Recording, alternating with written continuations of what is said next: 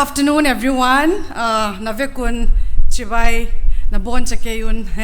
I stole this line from our secretary, Vision Lamka.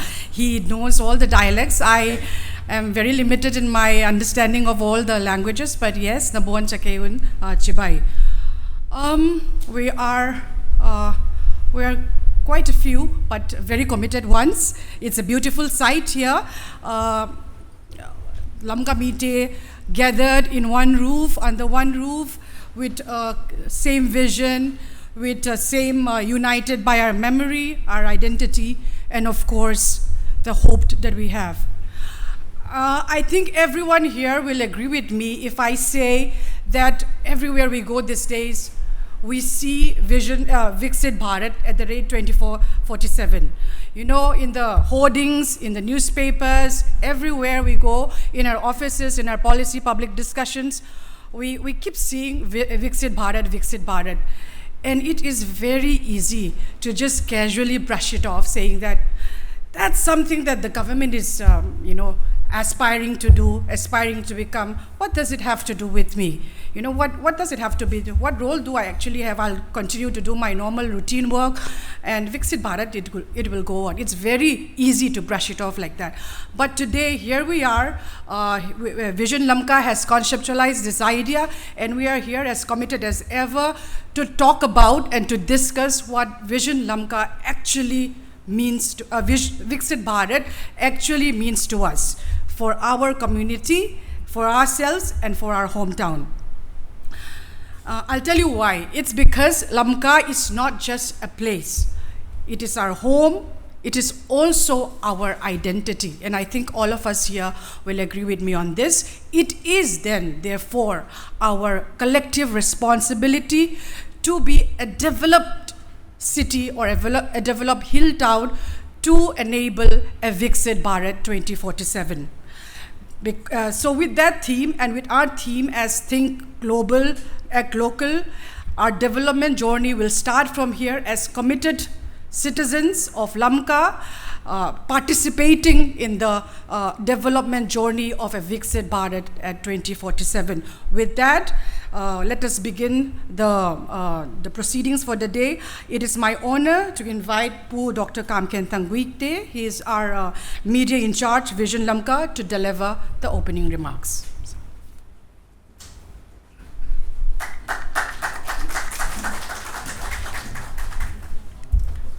Thank you, Priscilla. Once again, I welcome all of you to this half-day workshop. Coming right to how this program has took shape and materialized today, I'm reminded of a Paite traditional song which says, "Khol khomin zang sial mane," which in essence means that reasoning and working together achieve extraordinary result. Neihsial is extraordinarily big mithun in olden days, and it is considered to be a prize catch for a hunter, and it can only be caught when you work together. This program is also an outcome of that working together. That happened, I believe, some 2 weeks back when few colleagues met at the residence of our chairman, Neihsial, in Dwarka. Through the course of that discussion, a spark that was ignited has gathered momentum, and today it has materialized into this program. And I'm happy that many of us have been able to make here. The objectives of these programs are given in our program sheet. I hope you all gone through it. I will not repeat it here. And also we are extremely grateful that we have distinguished personalities who are experienced in public policy matters. Dr. John Samuel, he is, even after his retirement, very active in all those policy deliberations and in career building for the younger generation. Vumlunmang Vualnuam is a serving IAS officer, presently secretary in Department of Economic Affairs. Expenditure, yes. Department of Expenditure, presently secretary there, and every development scheme has to go through him. Neihsial, our chairman, retired from IDA earlier he worked as Chief Controller of Defense Accounts, and right now he is a chairman driving the Vision Lamka. We look forward to their sessions in the coming sessions. Now, coming a bit to the idea of Vision Lamka, it is a forum grounded on an idea of being a long-run player. This long-run player with a horizon that goes beyond our lifetime, the lifetime of these founding members, and maybe it can go even to lifetime of young people who are present here. We have to think that way. In public policy, if you look at any plan or any project that goes beyond 5 years is normally taken to be a long-term program, a long-term plan. That way, Viksit Bharat, India's development goal for 2020-47 is a long-term goal, a long-term aspiration to take India into the ranks of developed countries by the year 2027. That is about 20 years from now on. Now compare this 20 years ahead of planning with our Vision Lamka's horizon. I think Viksit Bharat 2047 can be seen as a medium term for Vision Lamka. So it is a medium term goal, a medium term horizon. Now, good thing about long term goal, long term plan is that we tend to converge when it comes to long term aspiration. Despite our personal differences, divergence in views, as individual as well as different communities speaking different dialects, ultimately when we look at what is our long-term interest, our long-term goal as community, living together in Lamka, I'm sure that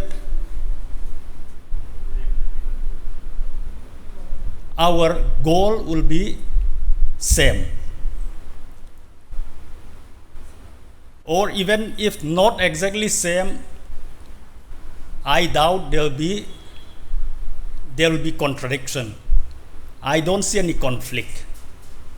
So it is always good to look ahead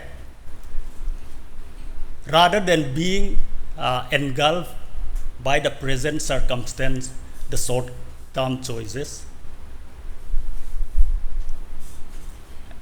This has brought what is called time inconsistency. Time inconsistency happens at the individual level as well as at the policy level. What is good for my short-run interest. It doesn't have to be necessarily good for my long run interest. At the individual level, if you look, on weekends, my short run choice is to lie down on sofa and doze off. But that doesn't serve my long-term interest or long-term goal of working out something. This, I think, today, all of us need to reflect over this.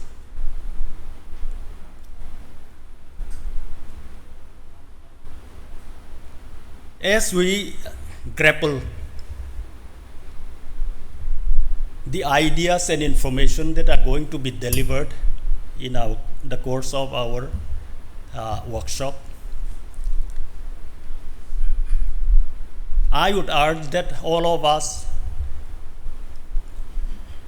at the bottom of our heart, think about those long-term goals and delve into implementing the ideas that are going to be delivered here today in our life, in our community, so that it doesn't go against the long-term goal that Vision Lamka as well as Viksit Bharat has for Lamka and for the country as a whole. Further, I would also urge, especially the young people here, we must try our best not to be part of those short-term choices which the leadership may say it is good for us if it doesn't fit into the long-term vision, the long-term goal of the community and the country as a whole. So with this, I conclude this brief welcome address and opening remark. Let us sit here, delve into the ideas that are going to be delivered with open heart and always with the long-term goal for our society, our personal life, and our country, and work toward that, and ensure that our long-term goal is not disturbed by our short-term choices. Thank you. Thank you, Pu Khenthang, for setting the tone for today's gathering. Before we proceed with the next item, we wanted to have a time of appreciation. May I request our chairman, Vision Lamka, Pu and Neihsial, to present a small token of appreciation to our keynote speakers for the day. May I invite Pu Dr. John Samuel and Pu Vumlunmang Vualnuam to kindly come to the dais, please. Yeah, we'll do it.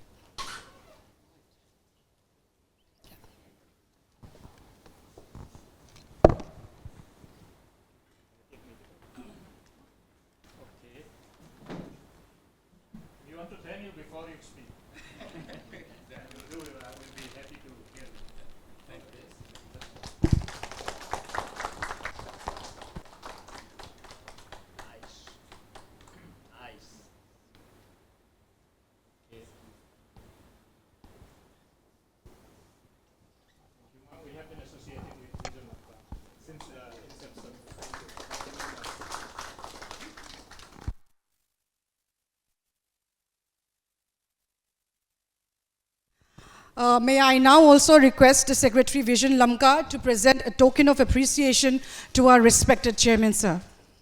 I thought I'm the host. You are also one of our speakers.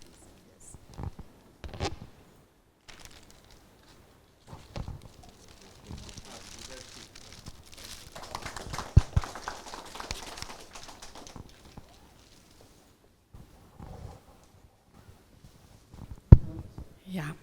Thank you, everyone. To understand where we are going, we have to first understand where we came from or where we began.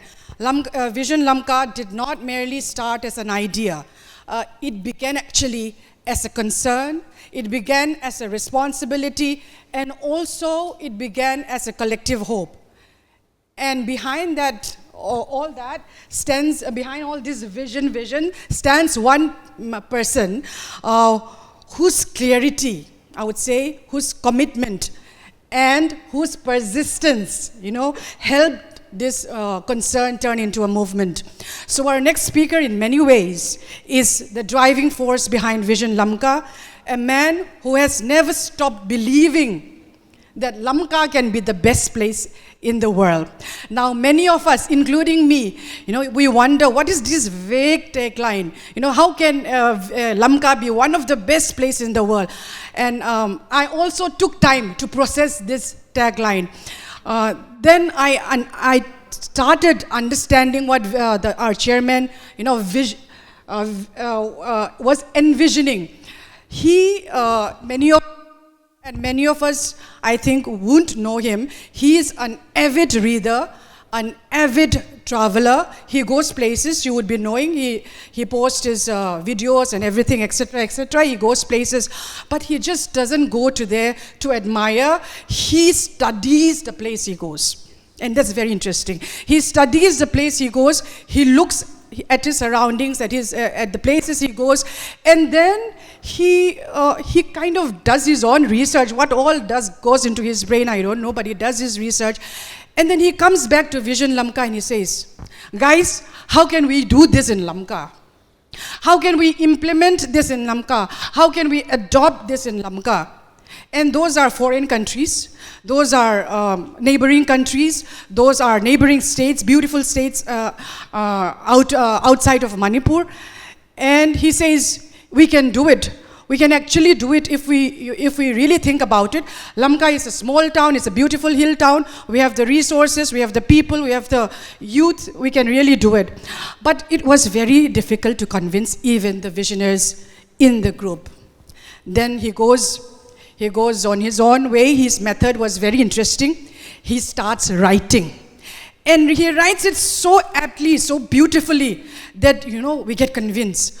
We can get really convinced that through his writings, and I encourage all of you here to read his writings. It's a very routine English that he writes with, but it's very, very it will inspire you, and you will be able to understand where that vision is really coming from to be able to make Vision Lamka the best place in the world. So, sir, that's an introduction from my side. You can read that he is a distinguished public servant in the past. I will not read that aloud anymore. But I think what really sets him apart is his visionary. He's a visionary, and we continue to be inspired by his clarity, his humility, and his purpose. Sir, may you take the stage, please.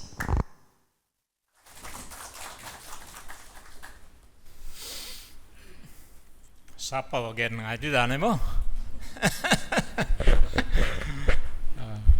Krishna, thank you so much. More than I deserve. You have showered so much of praises on me. Anyway, thank you very much. And good afternoon to each and every one of us here, particularly Dr. John Samuel, whom I came to know because of the conflict in Manipur.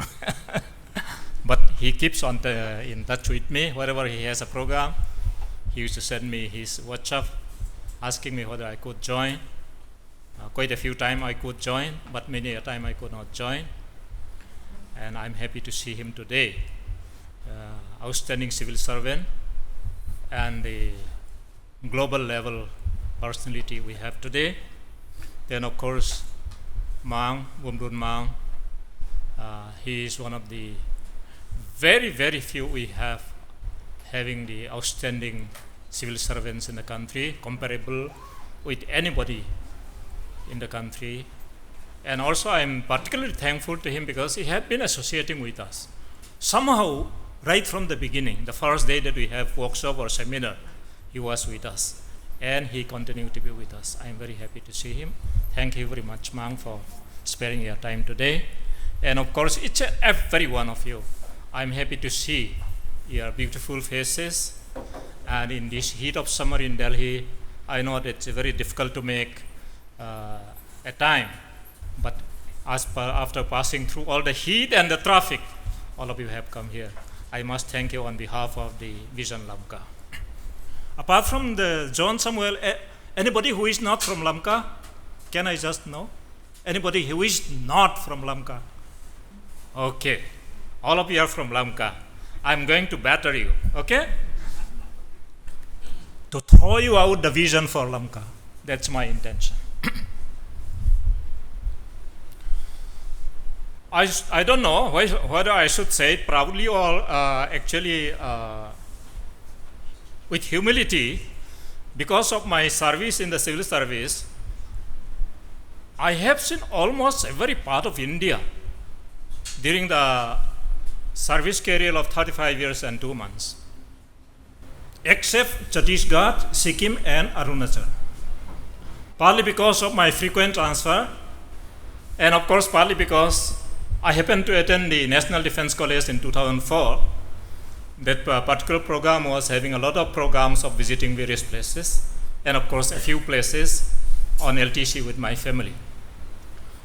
Out of these 3 states of Chhattisgarh, Sikkim and Arunachal, then Arunachal also, which I could not see though in spite of having come from that side. When I was working in the CAT, Central Administrative Tribunal, we have taken circuit sitting there, so I happened to see the Arunachal also. Now it is left only Chhattisgarh and Sikkim. Why I am telling you this, I am going to take you. I have seen almost every city and town in India. And the most depressing thing is crowdedness, traffic as well as human being, constructions, dirty nalas, dirty cities in every part of the country. Pick up any city in India, any particular locality which is considered to be a good place, it would be a place which had been occupied by the British. Talk about New Delhi, it's this New Delhi area which we call it Lutean area. Talk about Calcutta, it is the area where actually Fort William or Victoria Memorial is there. Talk about Shimla, talk about Mussoorie, talk about anywhere else, Shillong even. It would be the particular location where the British people have settled. Anything beyond that is crowded with human beings, buildings, narrow lanes, dirty streets, and probably, I don't know about the human being, I'll not comment on that. Then this makes me to think about my town Lamka. You can see now the picture here. We are in the making. Can we do something about our town so that we can avoid all these things? Let us not repeat what had happened in other cities and towns of India. That thought came to me. As I mentioned, during the course of National Defense College, one of the program was to visit foreign countries. I happened to be in a group that went to Jordan, Egypt, and USA. In USA, we are taken to New York. From New York, we are taken to Washington. In the city of New York, in the 48th Street, we are put up in a hotel. And probably myself and my wife got a room in the 70th floor. And I had a good view of the buildings. Even the tall buildings are actually below that. On that day, I don't think about America. I thought about my Lamka. What could be done about my Lamka? That is my town. This is the map which you can see. Just keep it like that, I'll explain later. That's why this was triggering me all the time in my mind. After a few thoughts, I think our Secretary Pu Chinsum and the Cowboy probably had come to my residence. We start talking about it. Then we carried on the discussion. And then in the residence of Pu Neihsial, who is now Finance Secretary, we met quite a few times, including I remember Dr. Prisla was also very active. We have decided to form a society. And we just without any discussion, we just call it Vision Lamka. That we should have a vision for the town and the people of Lamka. That is how it came about. For the last, was it in 2019 that we started? 19th July. Okay, 19 we have started. It's about 6 years now. And the idea was to gather people, discuss with them, and see how to improve, how to avoid certain things, and how to bring about certain things. To do that, we have conducted quite a few seminars. We have organized a few online discussions. We have conducted quite a few panel discussions. But due to the conditions and the situation prevailing there, after the COVID-19, as well as the conflict that has been going on, we have not been able to do what actually we wanted to do. That is the difficult part of the Vision Lamka journey. But I'll not spend much time on what actually we have done, because we have not achieved anything so far. And a small clip also is going to be shown. But I would like to share with you, it will look very stupid. Probably it will look very utopian also. But without vision, we cannot go ahead. People have been telling us that, oh, these fellows are only talkers. I said, yes, we need to talk first. Only then the reality will come. If you are not willing to talk, for talking we need the vision.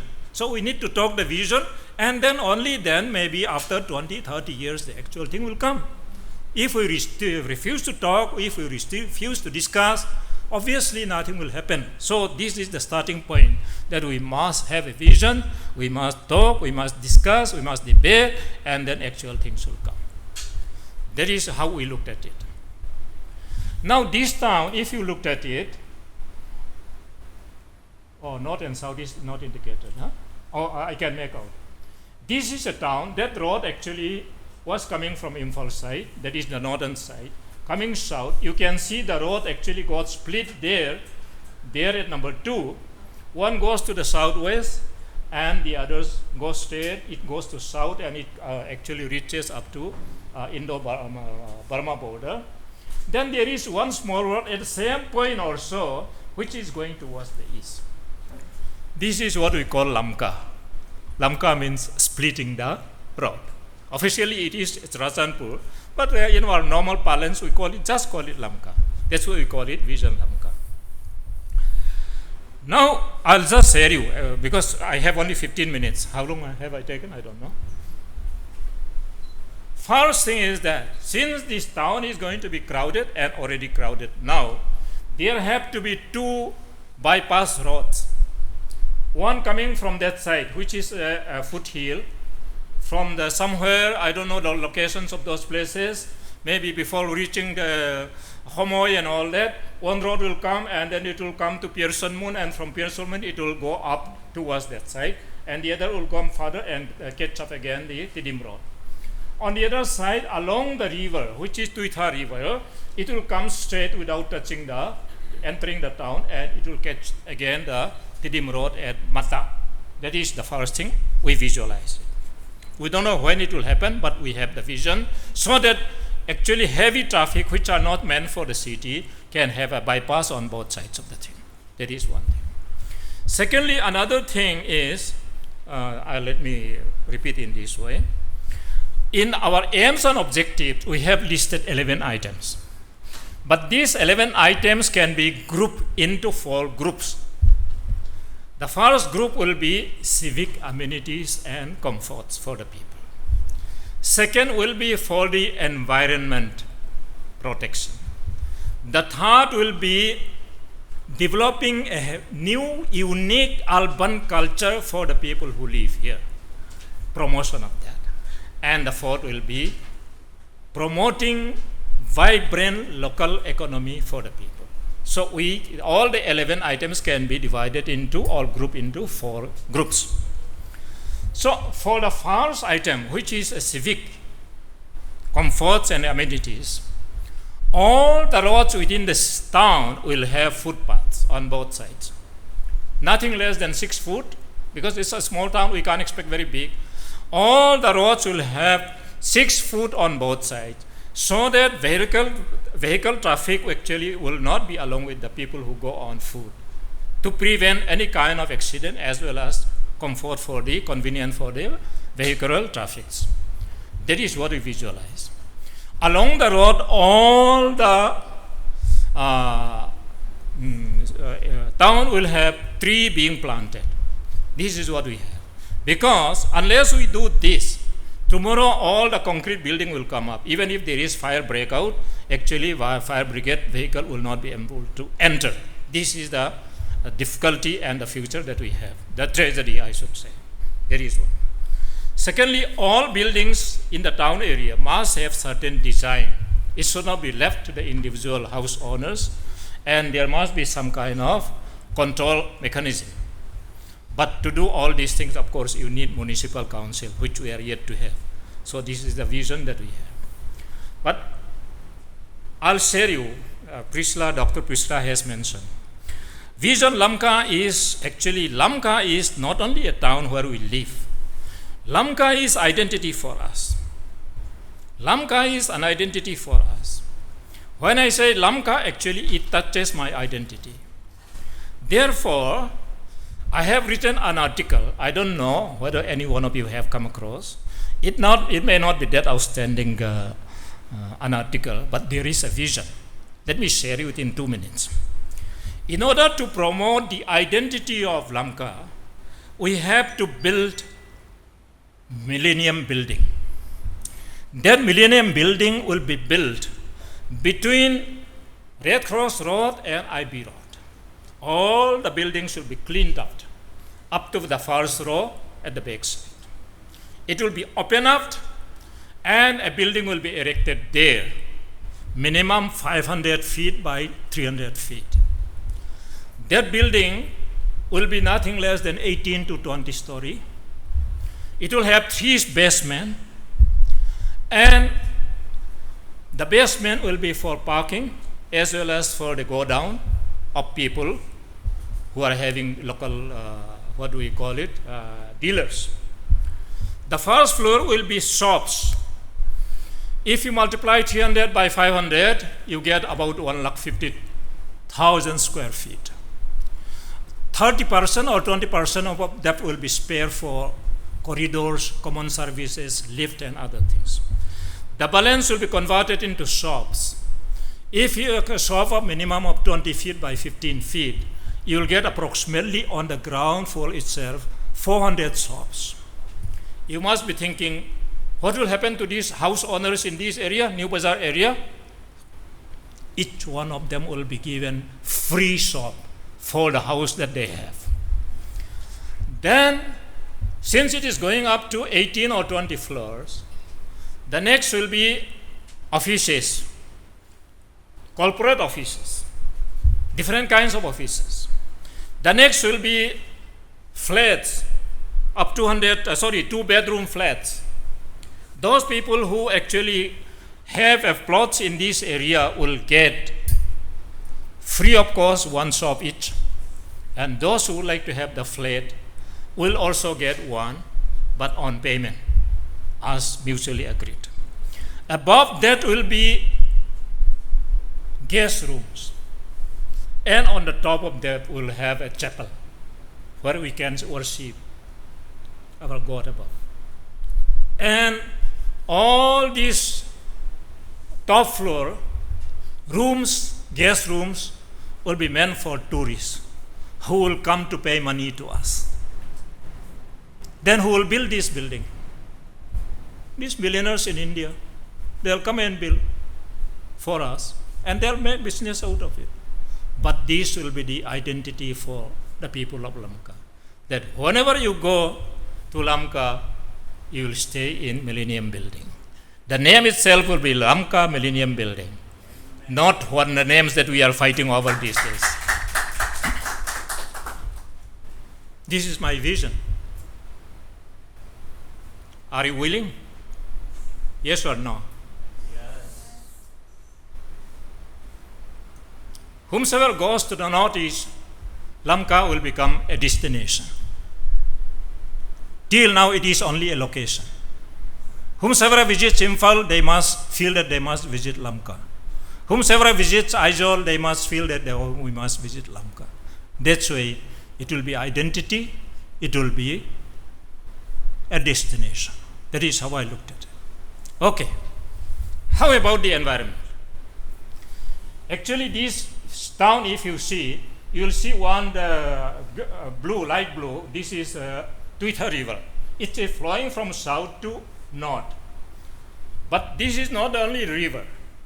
There are 4 smaller rivers or streams which are flowing from west to east and flowing through the various points in the town area. Today we can't recognize them. It's full of garbage. In many places, buildings are being constructed over the river and stream, and the water in the rainy season is not able to flow it. That is a kind of human stupidity. Yeah. But I propose to you, all these 4 rivers which are flowing from west to east will be cleaned up. Not only cleaned up, from the mouth of the rivers, 100 feet will be clear and it will be reserved for the river. No building will be allowed to be constructed. Sewage lines will be built along this so that every sewage which are coming from the domestic houses will flow into that, and it will flow, and before entering into the Twitter River they will be treated. After being treated, then it will only be released. Along the rivers, trees of different flowers will be planted. In season and season out, you will always see flowers blooming in the town of Lamka. Do you want or no? Okay? Then, since the rivers have been protected, natural rivers will flow. Fishes will be there. Fishes will start enjoying. If you want to go to see a kind of that thing, go to Thimphu. Though we consider them to be probably they are more, less developed than us. Go to Thimphu. Thimphu River, you can still see fishes, though it is passing through the city. Then what will happen? At Lanva, crossing of the river, Lailam Lui, crossing at the river, and Sialmat, crossing at the river, will build water park. And ladies and children will enjoy every evening around 4:30 to 6. Yeah. You want or not? Yes. That is my vision. I have written an article called Lamka, Paradise of 5 Rivers. You read that. Not only that, when we have municipal council, I don't know after a SA or after becoming part of Mizoram, along the river of Tuitha, 200 feet will be taken over by the municipal council. These 200 feet will be the property of the public. They'll auction to private people, say 500 to 600. Everybody will be allowed to build tourist homes along the river. And people will enjoy the breeze, the beauty of the river of Tuitha every evening with music, tea, coffee, and snacks. That is my vision. You like it or not? Yes. Therefore, today, when we are trying to do all these things, and when we envision all these things, my colleague convinced me that this is nothing but Viksit Bharat. Yeah. I say, what is Viksit Bharat? They said Viksit Bharat is that India to become a developed country of how many trillions of the GDP? 9 or 10 by so and so. Okay, whatever. Lamka will be the richest town in the Northeast. Amen. Everybody will come and pay money to you. Tourists will come, both domestic and international tourists will come and pay money to you. Yes.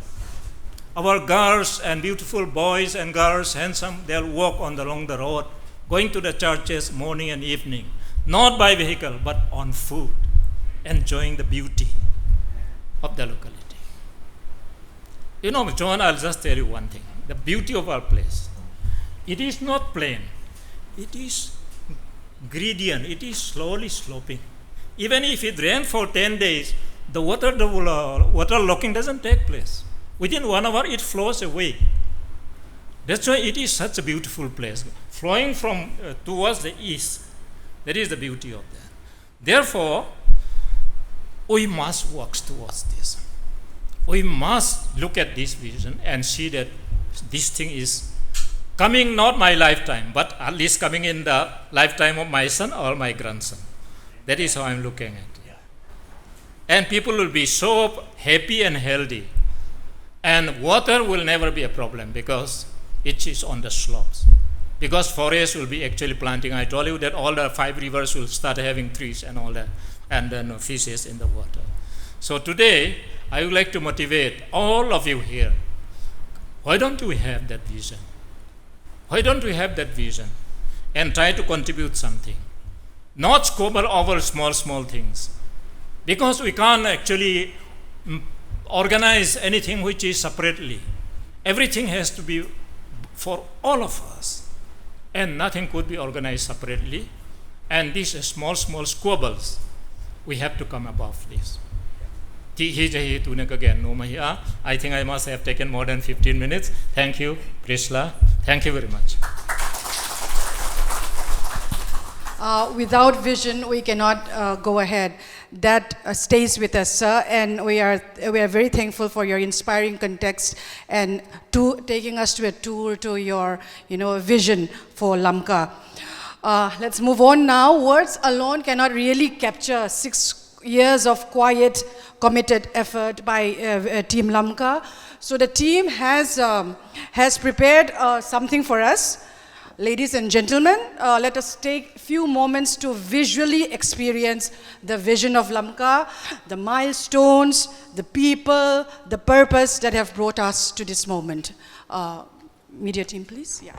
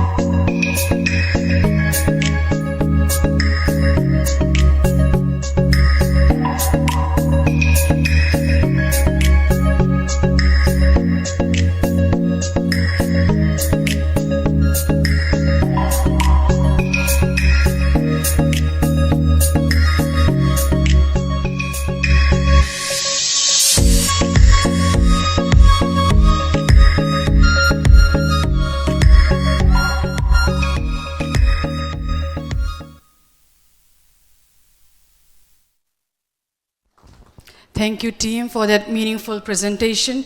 It reminds us that transformation is never sudden. It is a step-by-step process. It is also by person process. So we encourage all of you to look at our videos, past videos, and also look at the articles that have been written. And we would encourage you to join us as Vision Lamka members. The details can be discussed with our secretary, who is sitting here with me, Po Chin Sum, and also our finance secretary there, Po Simte. He will be able to guide you if you are interested in being a visioner for Lamka. Yeah. I would also take just 1 minute to introduce you to the Vision Lamka team in Delhi. Since its inception, we are 44 members now and rising. We have with us, some of us here are in Delhi because of the work that we do or because of our families. I would introduce those Vision Lamka members who are present here today to kindly come so that we can just tell others that we are the visionaries of Lamka. Yeah? Can I kindly request the members to please come?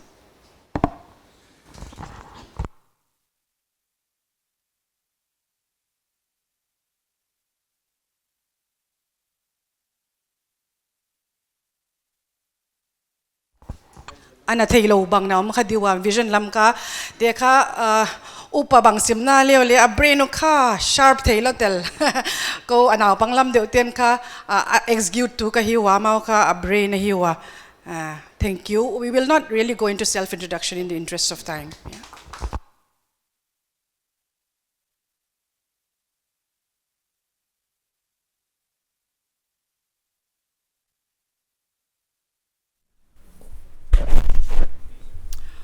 We now move to a very formal first keynote address, a session that will help us understand how nation building begins with social advancement and leadership transformation.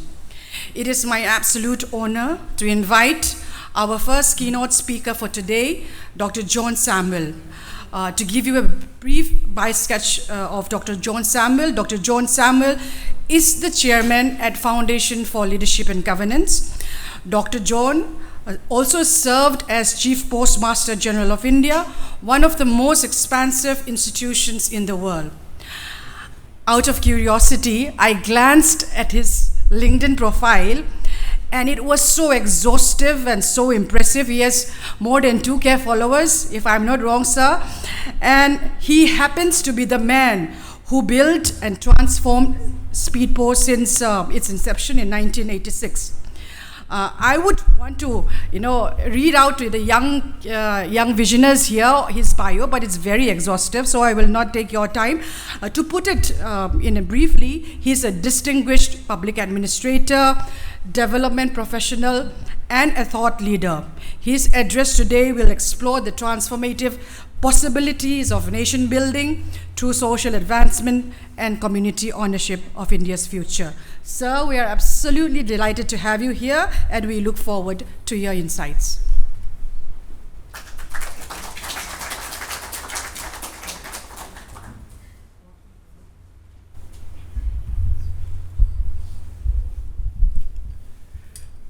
It's a great honor for me to address this August gathering, which talks about Vision Lamka. Thank you, Mr. Neihsial, for introducing that vision. And I'm also quite happy that Mr. Mang is also here, who is from the same area, and he is known for his visionary steps in the government of India, and I find quite a lot of people in the government. When I was listening to Mr. Neihsial, when he talked about the vision and the video that you presented, it looked as if this is a Canaan, where you're planning to have a community where probably the milk and honey will flow, and it's an amazing vision that you are given. Thank you so much for that beautiful vision. I wish every city, every town, every village thinks of such a small community where we can talk about a vision which is based on the God's values. It says to mentor the present and future generation to to live the lives aligned with God's purpose. What a great thing. Now, whoever has written this, I want to appreciate them. The beautiful vision and beautiful mission and beautiful way that you have presented it over here. Probably in the government, I had the opportunity to be in different parts of India. Started with Kerala for a short time. That's when I started Speed Post in 1986. From 1986, that was a time, just like you are talking about a vision for a community, God gave me a vision that can we have a larger, something better product. That was a time we had only the registered post, where it was a kind of a monopoly. I said, can we really go beyond this? Can we really open up and provide a better service where next day delivery service is possible, tracking is possible, collection is possible. 1986, I was hardly 32, 33 years old, and many people said, John, is it possible to really build it? But let me tell you, when you have the vision, it's possible. Years later, when I retired from the government, I was sitting in the guest house in Tamil Nadu, and one of the very senior officers in the government, he said, sir, I want to see you. I said, what makes you to come here? He says, sir, I just want to tell you, I was told that you are the one who was responsible for building the Speed Post all these years. And he said, if you had not built Speed Post in 1986, today the post office will not exist. Because registered post, mails have all come down. Have the vision in the right time. And somebody said it's a mid-term vision. No, it's absolutely, this is the time that you need to bring it. That's how I will put it this way. This is building a generation. Building a generation. When we talk about a generation, probably 20 years, 25 years. This generation, when young people around 20 years, when they become 40, 45, they should be able to, we should have a generation in Lamka which will be aligned with God's values. And so building Lamka as the best place to live, lead, and grow. Beautifully that you have presented. As a part of the civil service, I was in Bengal and later on in Jammu and Kashmir. As a part of West Bengal, that was also, my circle was Bengal as well as Sikkim. So I was involved in creating a vision and building Gangtok. It's a small city, just like the one that you have been talking about. Today, you know how Gangtok has really come up as a model. Similarly, we were also developing Darjeeling. It's a beautiful city as how we can build it. Darjeeling, Kurseong, Kalimpong. And when I was posted in Kashmir, Srinagar, how we can really build Srinagar amidst all the challenges. So when he was presenting this vision, I said, this is possible. You build a generation, you build a community, build a city. Right. The first question is, what kind of Lamka you want? Yes. Yeah? All ask that question to each other. Yes. You build this thing step by step. What kind of Lamka you want? The generation should understand, probably in the next 5 years, 10 years, every country talks about what kind of, the vision that they have. India talks about Vision 2047. Yeah. But probably we need to, what kind of India do we want? Yes. Many countries have been talking about now, just probably 3-4 weeks back, I was invited to speak in Uganda, where the 54 African countries, all the ministers had gathered there, and I was invited to speak over there. Now, they have been talking about Africa 2063. How we can build Africa to be a very prosperous continent. How they can all work together. Sometime back I was in the Gulf area. They talk about basically Vision 2030. Many countries are talking about Vision 2030. They want to build their cities, their countries in a larger level. So I'm glad you have taken the right step in terms of building this Vision Lanka. So start with, what kind of Lanka do you want? You remember this gentleman? Who's this? Martin Luther King Jr. When nobody talked about the vision, he stood over there and he said, I have a dream. When nobody talked about the vision, Neihsial has said, I have a dream. You can modify it, you can improve it, but somebody has presented a dream. I have a dream. And he said, I have a dream that one day my 4 little children will not be judged by the color of their skin, but by the content of their character. Great vision. As he was speaking to a crowd of 250,000 people in Washington on that day, he gave his vision. No wonder, when he was hardly 37 years old, he was given the Nobel Peace Prize. Very, very young man at that time, and unfortunately he could not stay long. But he had a vision, he had a dream. Think of a larger dream, and that has really been given here in this mission statement and the entire vision. I have been lucky to be associated with Dr. Abdul Kalam quite a few times. Maybe as a civil servant, you have association with prime ministers and presidents and chief ministers and governors quite often. I was lucky to be with him, and maybe one of the reasons is that, well, both of us used to speak a little bit of Tamil together. And when I go to the president's palace, we'll have a small vada, right? So we'll sit together and talk. He used to tell John, I know that you're the one who built Speed Post. You have done enormous thing. You have impacted in different places, wherever you have done. But I want you to have a larger dream. I know that you are a Christian. I also studied in a Christian school. This is what he said. I also studied in a Christian school. I know as a Christian you can make a huge impact on this nation. Have big dreams. Have big dreams. I think today that's the thing that I just want to share with you. You should have a big dream of Lamka, not only as a community, not only as an identity, but this is a transformation. This is one from where you will be able to touch many others.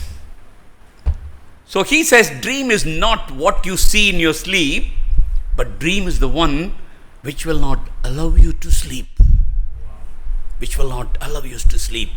In this particular room, when you have heard the vision, it should not allow you to sleep now.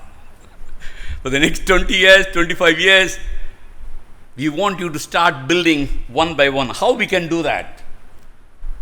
I think this is another gentleman, John F. Kennedy, who said in the Rice University when he was speaking, I believe this nation should commit itself to achieving the goal before this decade is out. 1963 or 64, he said, before this decade is out,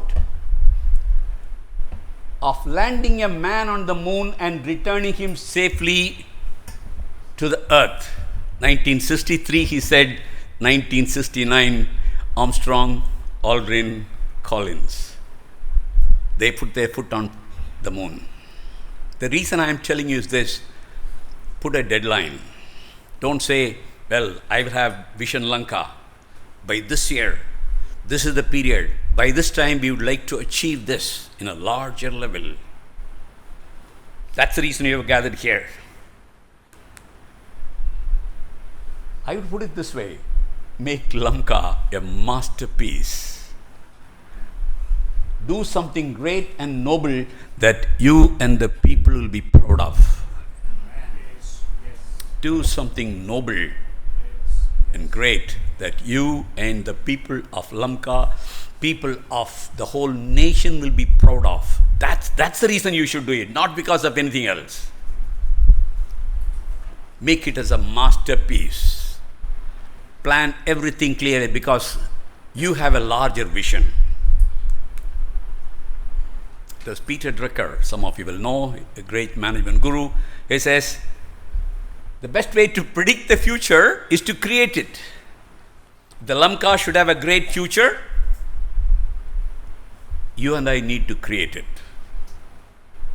If India should have a great future, you and I need to create it. That's what many countries have been doing it. That's what many cities have been doing it. It was Margaret Mead. Margaret Mead was a great philosopher and thinker, a great writer from US. She says, never doubt that a small group of thoughtful, committed citizens can change the world. Maybe it's a small group of, how many people you said in the Vision Lamka around? 44. A small group of 44 people. Add the secretary also. He'll be, yes, a little more dynamism will happen. Yes, right. Small group of people can change the world. It can happen. That's what I have seen. That's what in many places where I have been involved in the transformation of the people in different places. It can happen. It will happen. And how many of you read this book? If you can raise your hand, only one hand. 2. Okay, that means probably people of Lanka have not been reading. Yeah, I think so. I myself have not read. The reason why I am telling you have not been reading, because this book has become very famous, because the authors of this book were given the Nobel Prize for Economics 2 years back. In 2024, they were given the Nobel Prize for Economics. And so the book became very famous, though the book was written I read it probably around 12, 13 years back. They wrote at that time itself, but it became very famous. Why nations fail? Or, to put it the other way, why nations succeed? Both the sides. Why Lamka will fail or why Lamka will succeed? Probably if you read this particular thing, don't put it as a why nations fail, put it the other way, reverse, why nations succeed. And he gives only 2 reasons. Number 1, when leaders fail, nations fail. When political leaders fail, nations fail. When civil servants fail, nations fail. Spiritual leaders fail, nations fail. Educational leaders fail, nations fail. So one of the things that you need to really look at it, what kind of leaders that we have today, can we build those leaders, equip those leaders, bring so many leaders. We need to have a group of leaders who are people of nobility, level 5 leaders. I know some of you may know this. We have many leaders of level 1 and level 2. They are all only about personal agenda, group agenda. But level 5 leaders are those who will care for the society, who will care for the nation, who will care for the world. I think level 5 leadership you can learn from the life of Jesus Christ. We want many leaders of level 5. Sit with them, mentor them. So when you say that we will mentor the present and future generations, mentor some of those leaders. That's one of the reasons probably I've been spending a lot of time sitting with a lot of youngsters who are preparing for the civil service exam. You are aware. And not only that, I've been spending a lot of time with the members of the parliament, with the ambassadors, who are great leaders currently, so that we can really build them further.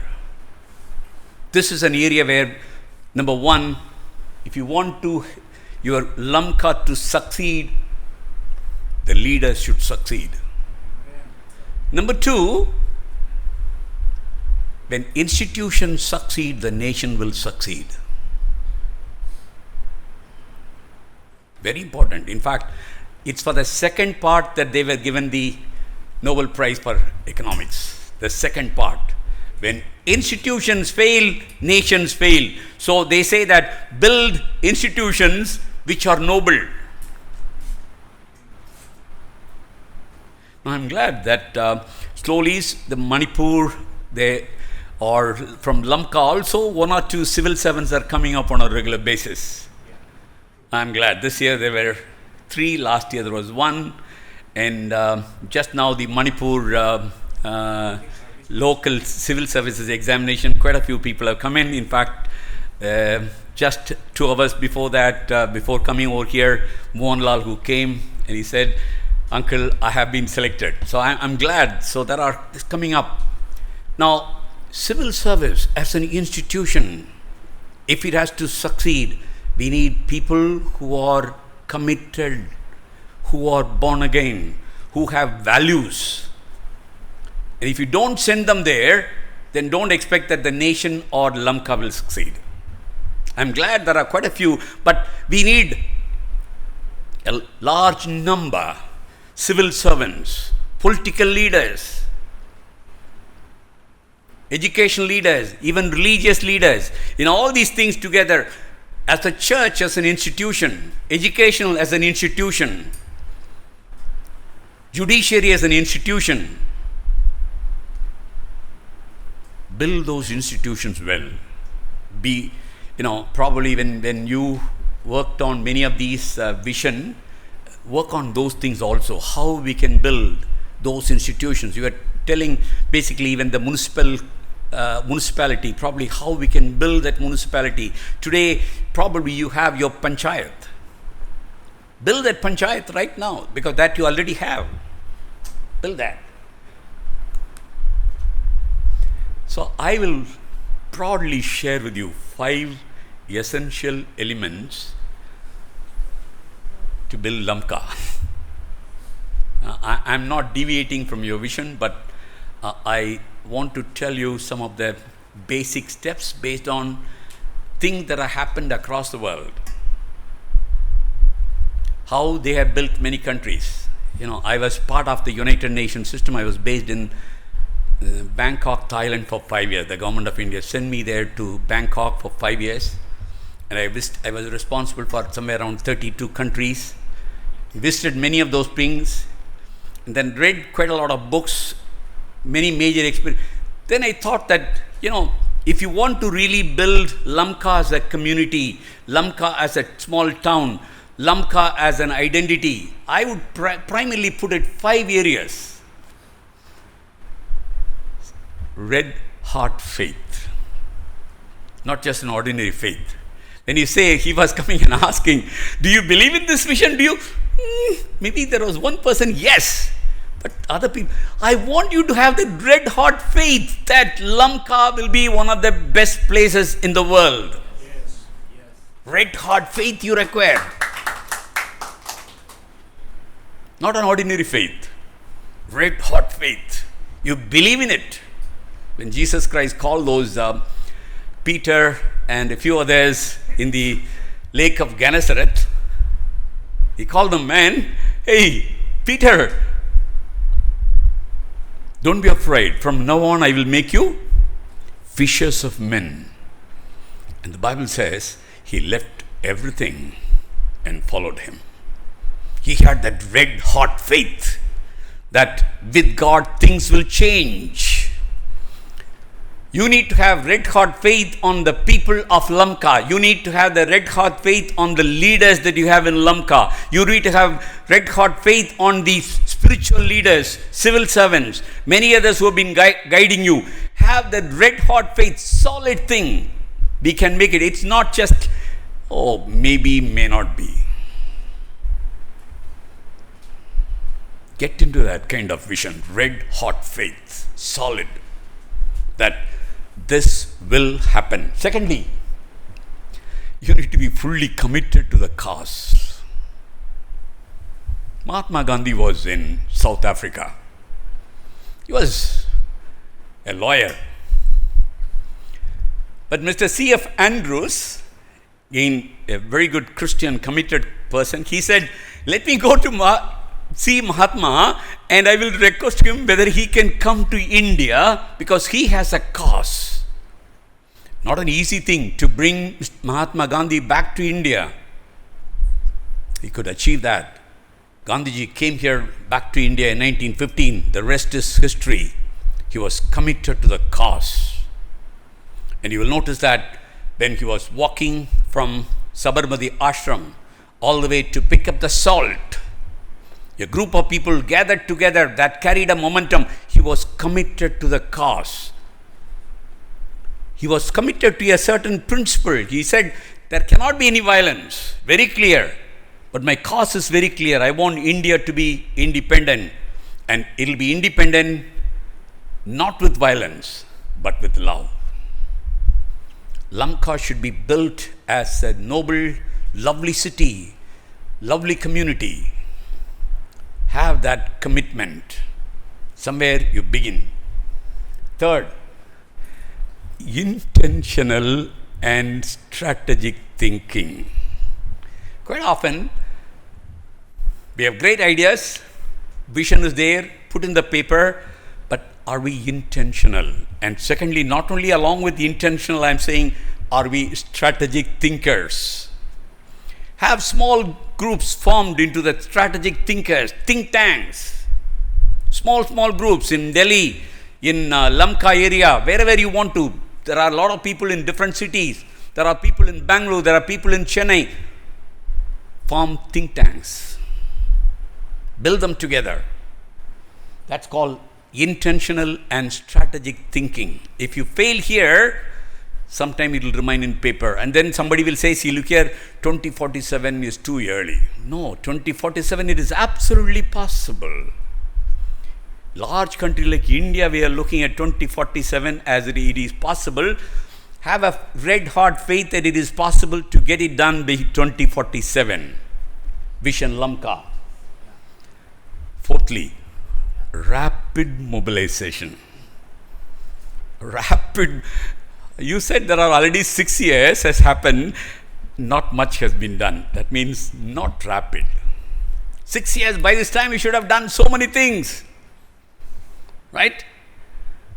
Rapid mobilization. If you don't do that, if you go slow, 2047 may be a little dream. But if you're thinking, that's the reason I use the word rapid mobilization. Mobilize everybody, both within Lanka and outside Lanka, outside India, whoever wants to build this particular thing, but mobilize them, start working on, put the plans all right, rapid mobilization. Fifth one, adaptive methods. Don't say this is the only method. Sometimes after 1 year, some minor changes you may require. Be adaptive. Be willing to adopt. The new generation will say, well, all these things are there. Where is the digital part of it? Be adaptive. Yes. Where is Industry 5.0 there? Be adaptive. Think on all these areas. Your method need not be only this is within this particular area. Be open. Be adaptive. These are the 5 things. After studying it, I just thought I'll present to you quickly the transformation of Lanka and the world is possible only when people with high calling stand up for higher values and higher purposes. I am very clear. Probably, when I have been involved in such transformations in different countries or in different states, this is one of the things I've always been talking about. Unless you have a higher purpose, unless you have a higher values, this kind of things may not really work out. High calling is a noble pursuit to be and to do extraordinary for the benefit of the society. Higher calling, higher values, higher purpose. Gandhi said, strength does not come from physical capacity, it comes from an indomitable will. Indomitable will.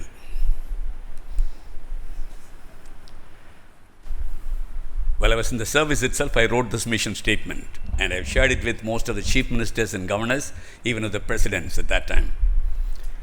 I said, this is my vision in my life, to be involved actively in nation building that will lead India becoming a developed and noble nation soon. We have been talking about Viksit Bharat now. I'm talking about more than 10 years, 12 years back. This is the word that I used. India will become a developed and noble nation soon, and to be involved in the task of transforming the lives of people. This is the kind of vision that God gave me. I want each one of you to have your independent, individual vision and mission statement, and then from there, the Lanka as a community will also come in. The 4 key pillars, I think he talked about, another 4 or 5 areas. I'm putting it in a term which is known to all of you: prosperity, economic progress. The Lamka, in case it should be a model, prosperity is one of the fundamental things. Don't miss that. How we can involve the people in terms of various professions, various businesses. Work on that. Now, I'm glad to know that you have been doing extremely well in terms of healthcare. I think you are almost on par with Kerala. That's the figure that I find. IMR, I think you're better than Kerala. That's the indicator that has been really coming up. But in terms of education, you have not been that high. I don't know why it is so. Even though missionaries came before 1900, they came many years back. And so I would say focus upon prosperity. If you want to have prosperity, probably some of these fundamental things are required. Education. Can we have 100% educated people? Especially when missionaries have come. Let me give you one of the examples. There's a place called Parasala in Tamil Nadu.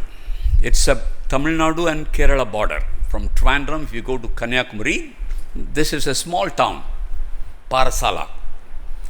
216 years have passed by. They have established a church 216 years back. So they invited me to speak there last year. So I went there. 216 years.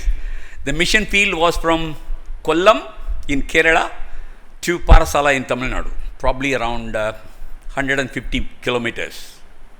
216 years. Let me tell you today, the entire town, 100% it is educated. When I say educated, don't look at the normal level of education.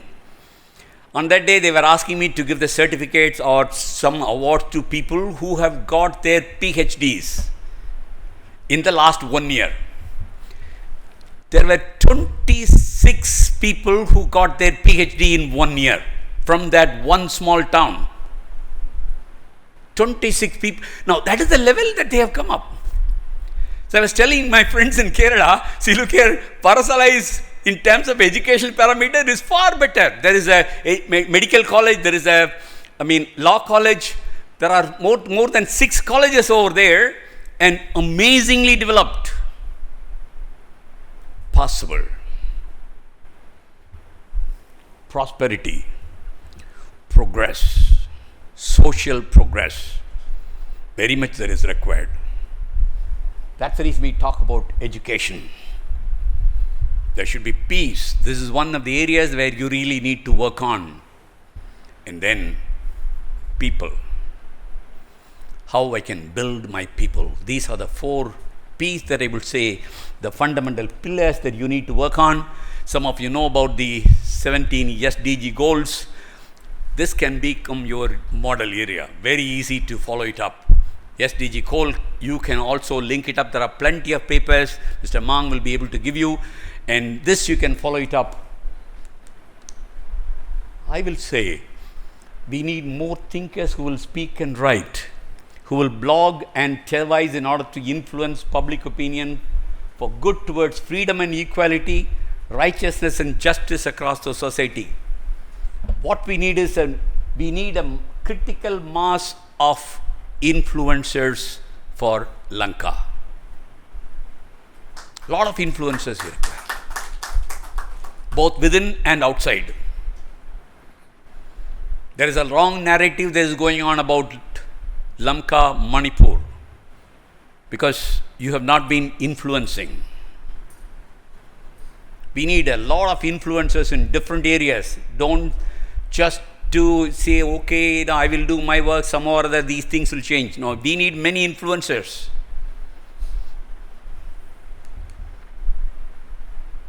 In areas of lifestyle, laws, institutions, economics, politics, civil service, environment, art and culture, science and technology, religion, education, family, so on and so forth. Identify people. These are the people already available. Can I use them? Now, he has started, when he says there is a vision, he has started writing. Other influencers should start writing, should start speaking. The influence of Christianity was profoundly transformative many years back. Mr. Watkin Roberts as well as William Pettigrew. This is what the history says. Now, they have come here more than 125 years back.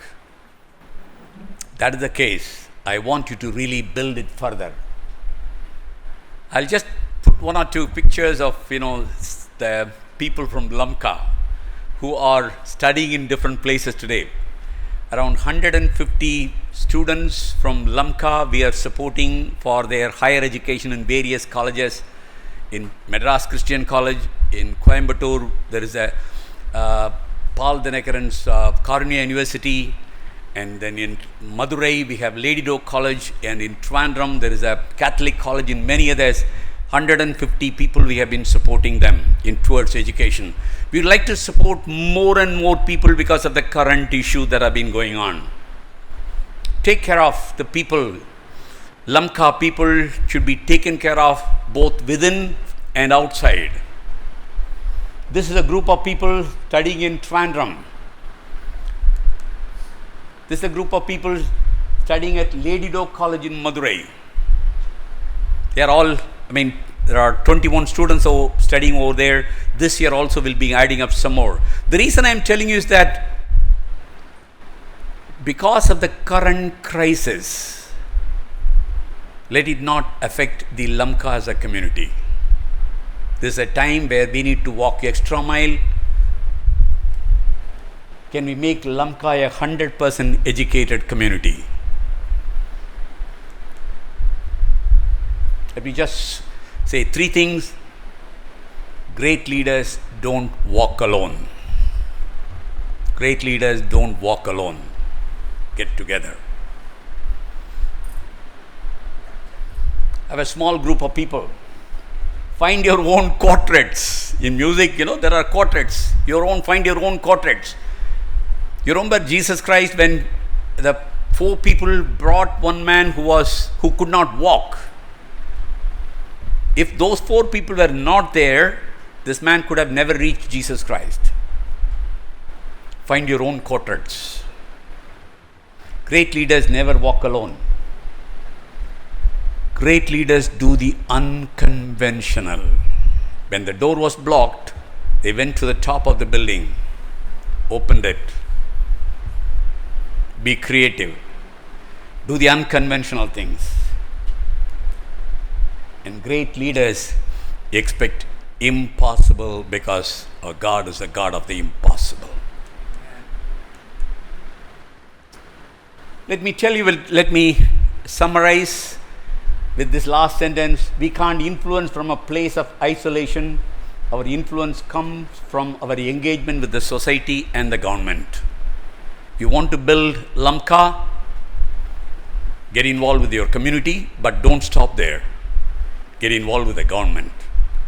Get involved with outside society. That's the way that we go ahead. Again, let me ask you this very fundamental question as I close. What kind of Lamka do you want? Thank you so much. God bless.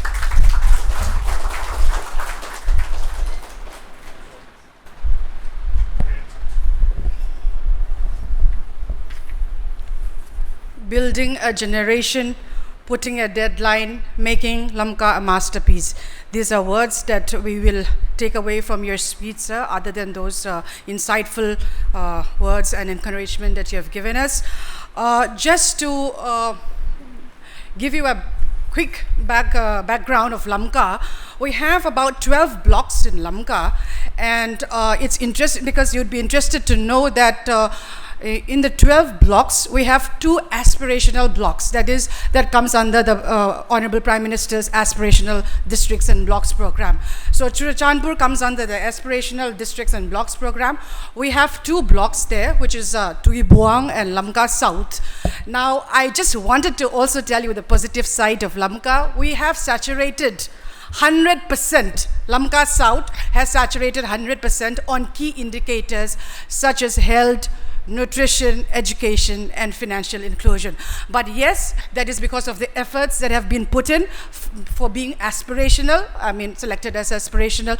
We will also try to model that approach in the other blocks in Lamka, or we say Churachandpur. Thank you so much for the deeply insightful, and provoking address. I think all of us here are encouraged to be called as a high calling and to contribute our respective roles and parts to making Vision Lamka a Viksit Lamka. As we continue, we now turn to understanding the technical and the structural pillars that holds the vision of Viksit Bharat together. Our next keynote speaker needs no introduction. He is somebody who everybody knows in this August gathering and outside. He is in every sense the architecture of India's future right now. A former advisor to the government, a former advisor to the executive director at World Bank, and now currently serving as Secretary Expenditure, Ministry of Finance, the Government of India.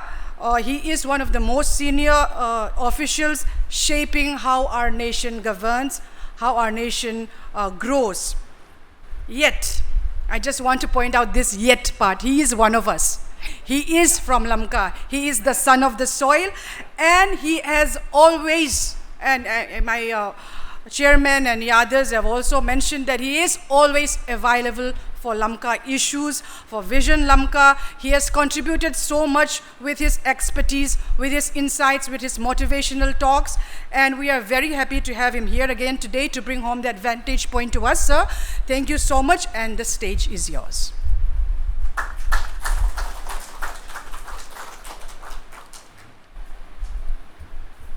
Thank you so much for inviting me to this workshop on Vision Lamka towards Viksit Bharat 2047.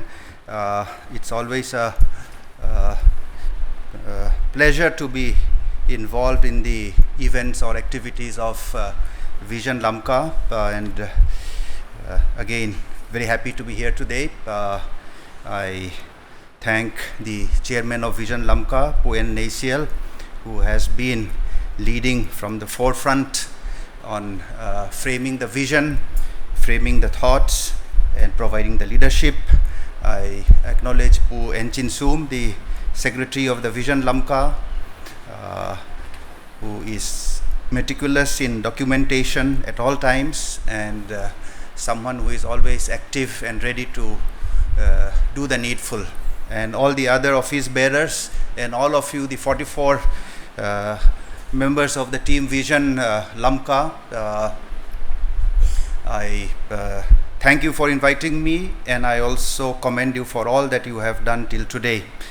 Having said that, I take time to thank John Samuel, who has been someone who has really cared for the people of Lamka, who has cared especially for the youngsters of Lamka. He just showed us some photographs, but I believe there are even more than that, whose lives he has touched through his vast network of connections in the educational world, in the various technical education and other spheres. So really, Pu John Samuel, we are grateful to you. I think one round of applause to him. Yeah. And you mentioned of some recent successes also, and we look forward that with your leadership, the need is much. And you touched upon the need to scale up or raise the level of our education. We agree with you fully.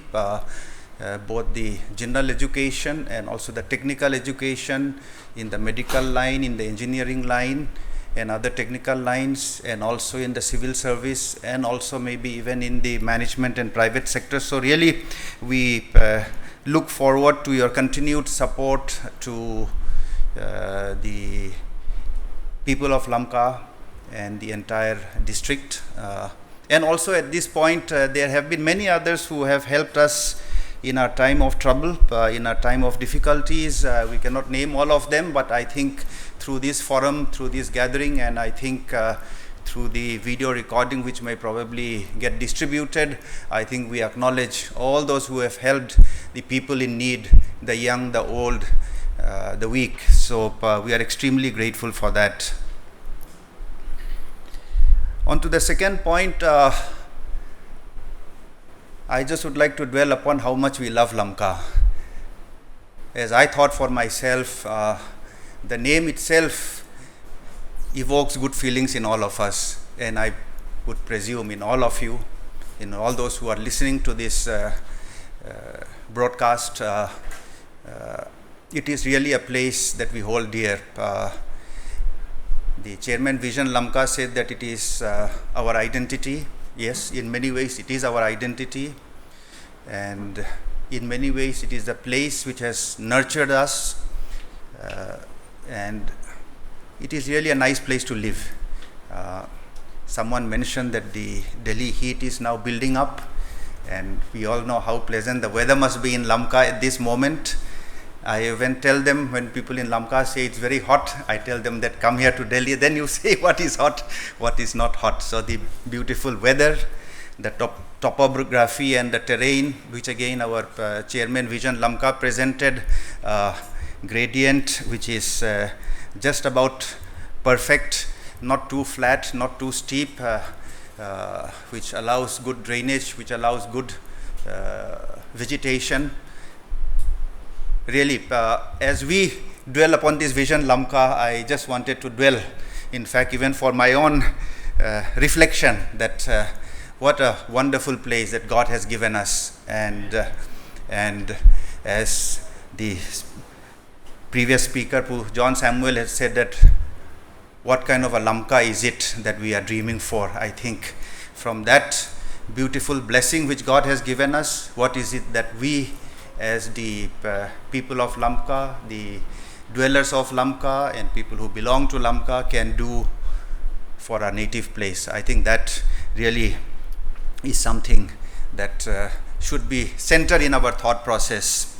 And as I think of how nice a place, how beautiful a place it has been over the years, over the decades, if you go back, in fact sometimes it feels it was even better in the past, a place where really unity in diversity was lived out, day in and day out, locality to locality, village to village, house to house, where unlike many of the other districts of Manipur or other districts of the neighboring states or any of the other even northeast states with whom we are otherwise very similar, but it was a place where different dialects, different tribes, different communities, we could all understand each other, our language, we could speak in one language, the neighbor would speak in the other language, we understood. It was a very high level of unity in diversity, I think rarely seen anywhere else. So something, a really rich heritage that we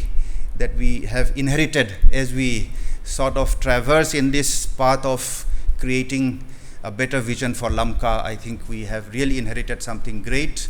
If it is weakening, it is only our duty to make it stronger, to revive it. What a beautiful Lamka God has blessed us. Our two previous speakers have spoken of their travels to other places outside the country, foreign countries and all. One day when I spoke in Lamka, I told the people that if you stand in Lamka and raise your view a bit, the eyesight above the ground level, onto the tree level or a bit higher, and feel the weather, feel the air, the birds chirping, it's almost like any foreign city that anyone can travel to. It's only when our gaze goes down, when we look at the person standing next to us or the garbage that they have thrown, that the reality is a bit different. But what God has blessed us with, the weather, the water, the regular rainfall, the greenery, the trees, the beautiful hills, it's almost as good as any country that anyone can think of. So we are blessed indeed. I think it gives us the optimism. So I just wanted to start with this reflection about what a precious, beautiful place that we have. And before we proceed to the next point, while we keep saying Vision Lamka, we are gathered as a workshop on Vision Lamka, but I would also not like our thoughts to be very narrow. Vision Lamka is like a proxy for that entire land that we have, the entire district, maybe even beyond the district, the entire place. So it should be an inclusive thought. As we think of a Vision Lamka, which is progressive, which has prosperity, it should also be quite inclusive, which covers more people, which covers more area, the entire district itself. So it should really be something where it is inclusive. Let me go to the third point quickly, and in some ways, since the topic for today's workshop is also on how our dreams or vision for Lamka would match up to what the central government has been declaring as a Viksit Bharat 2047 agenda. And yes, it is very true that a Viksit Bharat 2047 will definitely have a Viksit Lamka 2047. We would definitely see a very progressive Lamka. And in some ways, many of the building blocks which the government has identified for Viksit Bharat 2047, we are beginning to be part of that. So a few years back, the acronym JAM, Jan Dhan bank accounts, Aadhaar identity cards, and mobility, JAM, was the initiative which the central government started. And today, if we were to talk of Lamka on the bank accounts, in fact, we are now blessed with practically all the major public sector banks, private sector banks having their presence in our Lamka. And I think we are fortunate. I think it's something unique that what from Delhi has been announced as an incentive, as a priority to have banking facilities so that everyone can have a bank account, the Jan Dhan scheme, we are also now part of that. The Aadhaar identity card, needless to say, it is known, we are all part of that. We are part of the IT network. Mobility, we are again very much part of that. In fact, not just our Lamka, but if you travel to the hills, if you travel to the areas outside Lamka, it's a very happy situation where mobile towers are now available practically in all the inhabited villages and dwelling places in the entire district. So the point I'm making is, at one level, when we think of our own Lamka and the Viksit Bharat, the developed India that people talk of here in Delhi, the gap seems to be very wide. The distance seems to be very long. But I would like us today to sort of have an optimism, have a belief that a developed Lamka, a Lamka which becomes the best place in the world, is indeed possible. Amen. And yes, we can clap. And the plans and schemes of the central government very much cover our area also. Our compeer mentioned about the Aspirational Blocks program, where two of the blocks in our area, the Tuibong block and the Lamka South block, have been included by the central government, and the development initiatives were taking place, and along with many other blocks all over the country, which again is a building block for the Viksit Bharat 2047. The two blocks in our area have made commendable progress. I think we can commend Priscilla herself also more directly, and to the government of India, maybe a round of applause on that. Yeah. in the Niti Aayog, she had been handling the aspirational district program, aspirational block program for a long time. So we are grateful to her. And so again, the point that we are very much, while sometimes we may feel that we are not in the priority area of the central government, but I would like to present today that we are very much in the attention and the priority of the central government. We should be optimistic. We are on the right path. The central government also introduced a very unique thing a few years back, where they called it Har Ghar Tiranga, which in English is basically that the tricolor should be flown and flying in all the houses. And many of you would bear it out that our district, our Lamka, was again and has always been a proud part of this nation that we have, and the national flag is something that we hold very high with respect, and that we were active participants when Har Ghar Tiranga happened. And if you look back into the history of our district or to the Lamka town, we have always been part of this great nation called India. So I think again a very good foundation to be on. While many parts of the Northeast tend to be confused every now and then, I think it's a wonderful thing that our leaders, the people, all of us have been always clear that we are part of this independent India, a growing India, a progressive India. It provides a clarity of thought, and I think it provides a good foundation for this Vision Lamka that we have been discussing for some time now.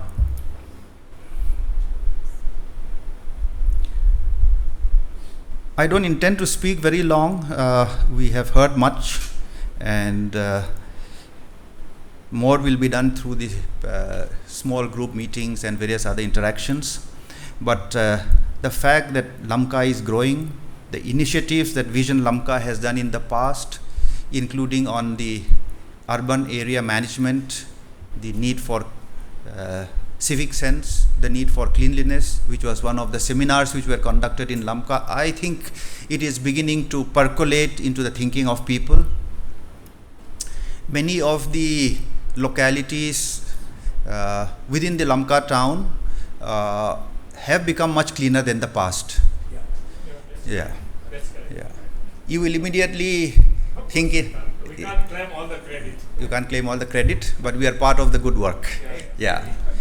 You will immediately think of the new bazaar or the police station. Yes, those are the public places, the hotspots, which are a bit difficult to manage. In fact, even recently in my visit there, I was discussing with the district administration, and the point I made to them are these kind of common places, public places where everyone congregates, and there is a bit lack of clarity in leadership or ownership of areas. It is those areas which need more attention. Otherwise, if you step out, think of your own localities or where your relatives live or where your friends live, it is improving. In fact, there are some neighborhoods which have really become very nice. So we are progressing. Compared to the past. We are progressing. So I stand here before you as an optimist, and I am confident that it will improve. Viksit Bharat also has a very important pillar on connectivity and transport, and you will again have some counter views, but within those limitations, we have national highways. We are connecting our district, running through our district of qualities which were unimaginable in the past. So within the limitations of the current situation, I think even on connectivity we are improving. The attention of the Ministry of Road Transport and Highways, the NHIDCL, to improve our national highways, to improve our road network, is again something which I think we can build upon. A foundation is coming up. So really the point I'm making in all this is that the Viksit Bharat has many parts of it. Yes, the entrepreneurship, the startups, the industry sector, where we are not in the forefront, definitely. But again, whenever I visit Lamka, the entrepreneurship of our people, our brothers and sisters, our colleagues, is something which is quite impressive. Even if it's about trading, the new brands that they are bringing into our district, the different types of small units that they are bringing up. In fact, in some ways we have become almost, over the last 3 years, self-sufficient in various technological requirements. You know, earlier when vehicles had to be repaired, they had to go somewhere else. When various electrical equipment had to be repaired, they had to be taken somewhere else. But today, our people have progressed, the technical skills have improved, so we are blessed with the ability in a very short time also to pick up technical skills, the vocational skills, or the skills that are required to run our appliances on a daily basis. So really something that is all very promising.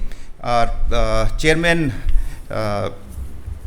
Vision Lamka, presented some very high level initiatives which would transform Lamka. To those of us listening here, and especially later on who may watch the video, the thought process I wanted all of us to carry is that instead of thinking of why these cannot be done, we should reflect on or dwell upon how can it be made a reality. How can it become real for Lamka? Definitely not all of them in one shot. Development never happens in one shot, but step by step. So in each of those 4 or 5 infrastructural or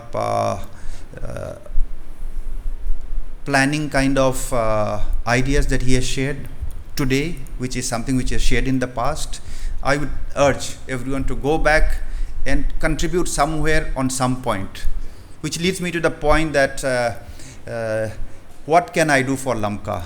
After the question on what is the Lamka we vision for or dream about, the immediate also is what can I do with my hands, with my thought, with my skills, instead of, it's very easy to pass on to someone else. They sit in that office, they should do, these are the elected executive, they should do, or someone else. It's very easy to pass, it will not happen like that. So today I encourage and urge everyone, with the skills we have, with the blessings we have, with the friends we have, with the knowledge we have, what can I do for Lamka is what I want to leave the thought with. And I come to my last point. It's a kind of a suggestion. It is for all of you in team Vision Lamka to think about, and that is the linked to the assembly elections which will come up very soon. We are still very weak in interacting with candidates who come up in our assembly elections, or we interact in the wrong way. Let us put it that way. We interact, but we interact in the wrong way. So the point I'm making is not for or against any political party or any candidate. It is a bipartisan kind of a thing, but we need to interact with them in a better way. So we are in April now. If things go as per schedule, elections are due in February 2027. It's not too much time. And the point I'm coming to is, can we start a dialogue or a debate or a discussion where those who intend to stand for these elected positions start articulating, or even before that, start thinking what they can do for each of those constituencies, and then they start articulating, and then maybe through our forum of Vision Lamka or some other suitable forums, that very open, frank discussions where we also share our thoughts, we share our ideas, and when the time to cast the vote comes, every voter who is there then picks up the one who has something which is convincing. So this thought I leave with all of you. It will require some planning. It is something new. As a community, we are very slow in jumping to new ideas. We procrastinate, but we don't have the time to waste. In a democracy, electoral politics is part of that structure. It all depends on how well we can make use of it. And I think in some ways it should be part of a dream for a better Lamka, that the electoral process is also a better process, a process which really leads to changes and improvements for the people, the weak, the downtrodden, those who need support, and for the development initiative. So I end here with this one specific suggestion, that maybe that is an avenue we can explore, so that not just us in a very limited or exclusive way, but for all the people of the district of Lamka town, an opportunity to interact when that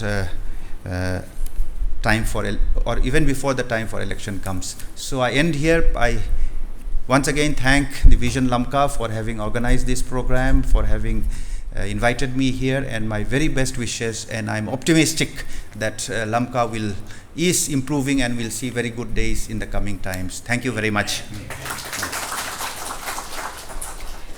Thank you so much, sir, for sharing us those structural pillars of Viksit Bharat, but especially its direct application to a Vision Lamka or a Viksit Lamka on economy, on infrastructure, and of course on politics or policy.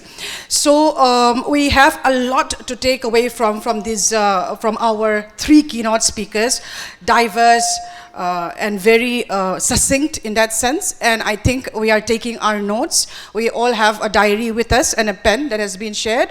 I think we're taking notes on what actually is our takeaway from here, from these three great diverse perspectives that are coming in, and what would be our pledge, or rather our commitment to contribute to a Vision Lamka that can be actually a model for India and for the world.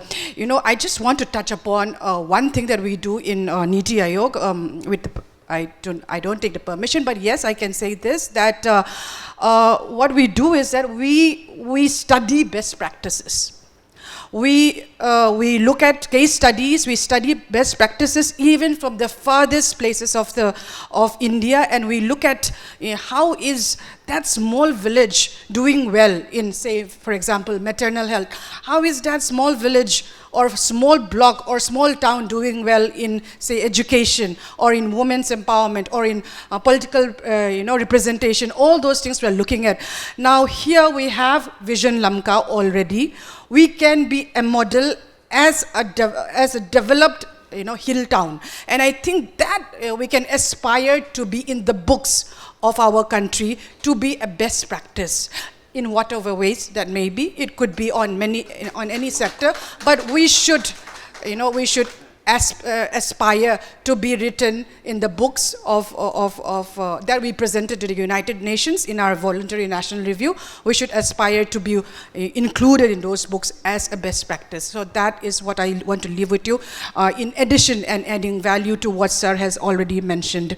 Now we will come to the participants, which is the most interesting time, the perspectives. But before that, I can see that some of you are tired, some of you are bored, some of you look bored, or it may not be bored, but maybe some of you are processing it.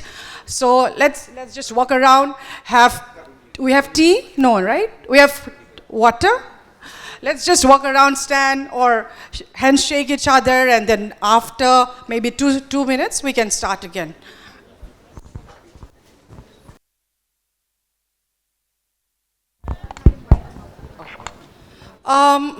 I would request everyone to kindly take their seats, and we can start the next item.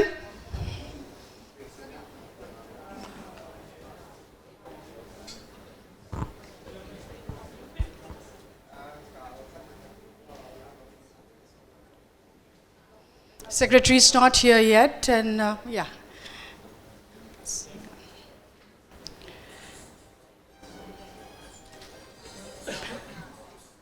May all please be seated.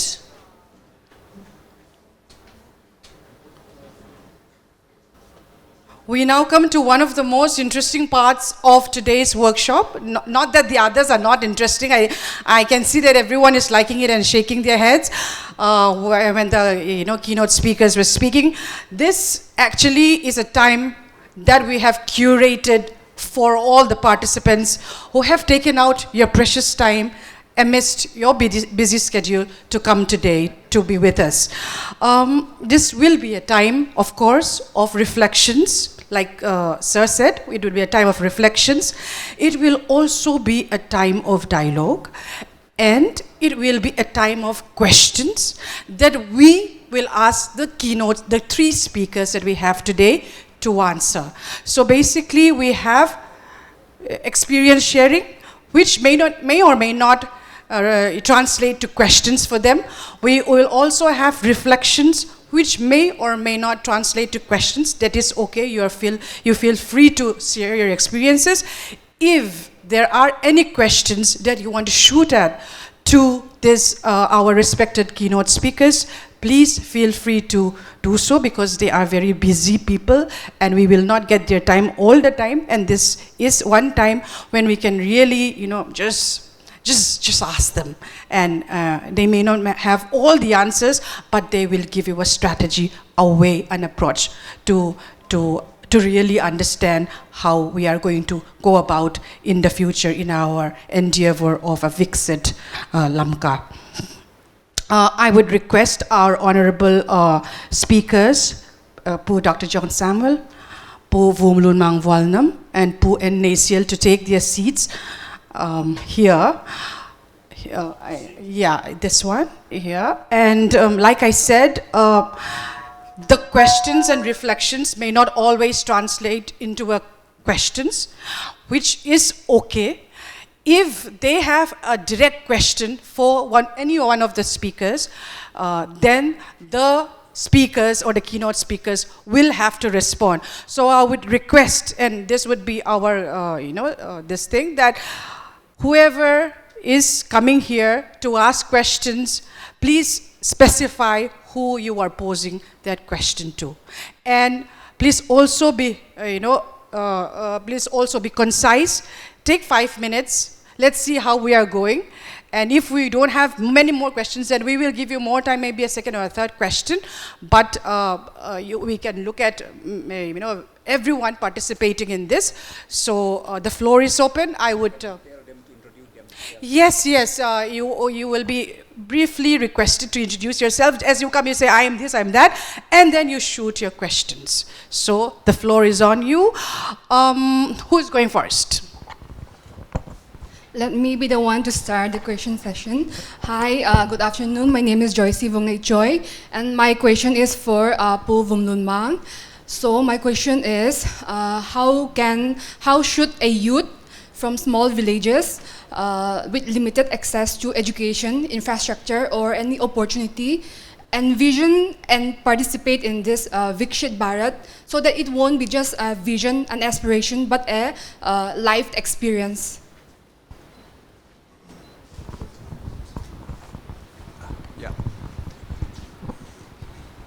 With the kind of, please sit down, I think, person that you have described, I think whether it's a Vision Lamka or even the Viksit Bharat, the first priority for such an individual would be to skill himself or herself up to the level which will meet the requirements of a modern India or a modern Lamka, so that from that stable position of being well skilled, well educated, and even well employed, he or she can contribute to the dreams for a better Lamka or a Viksit Bharat that we have.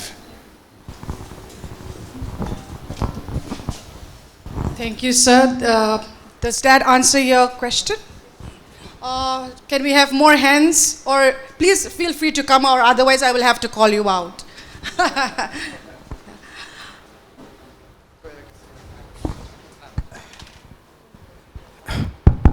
Good afternoon. My name is Samuel, and this question is for Neihsial.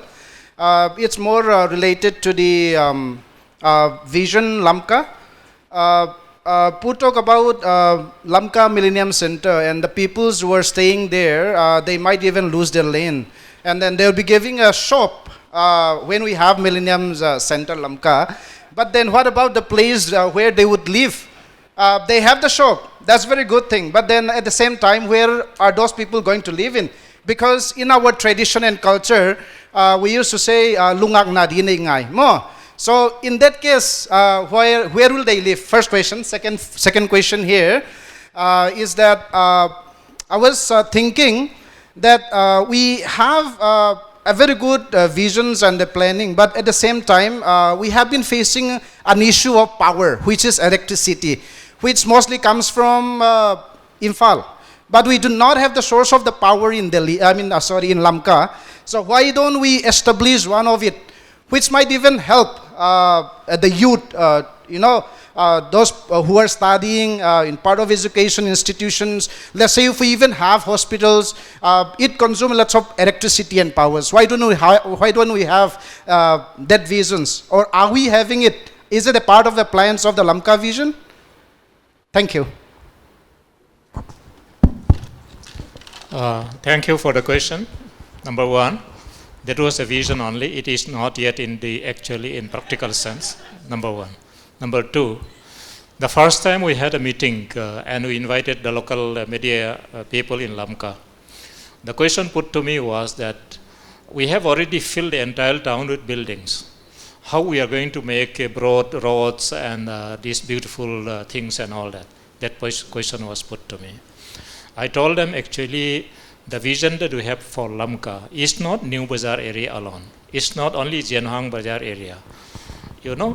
Up to Old Surachan, Lingship High, Mata, that part of those things will become the real Lamka. So still we have spaces there. We can actually, if we have a vision, we can plan now because we are yet to fill up those places with the building. That is what I answer to them.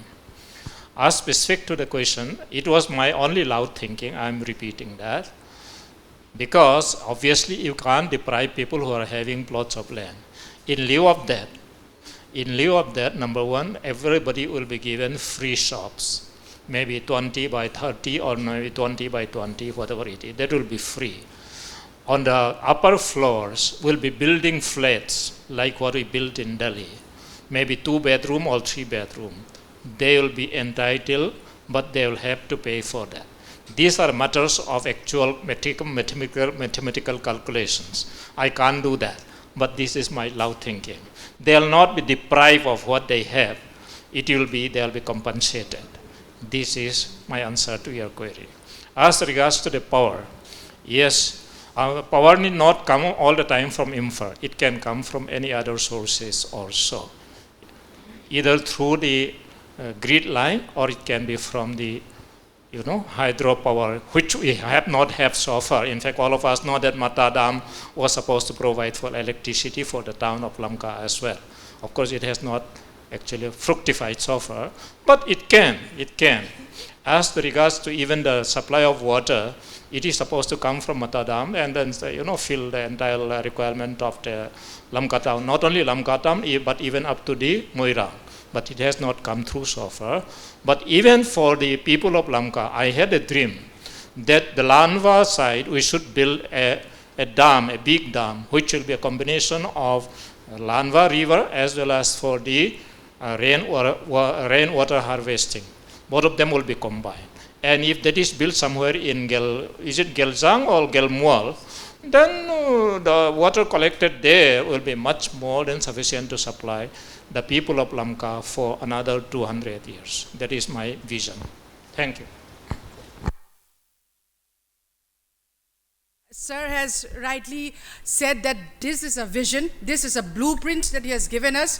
We also know what would be the expected outcomes. We just have to dialogue and discuss the methodology. And that is everyone's responsibility to discuss, debate and dialogue what would be the methodology to go from the vision and go to the expected outcomes. Thank you for the question and the response. Can we have more questions, more perspectives, please?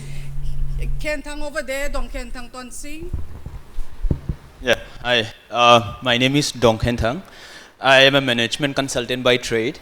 My question is larger focused around, looking at the experiences of few of the young entrepreneurs who are coming up from our town.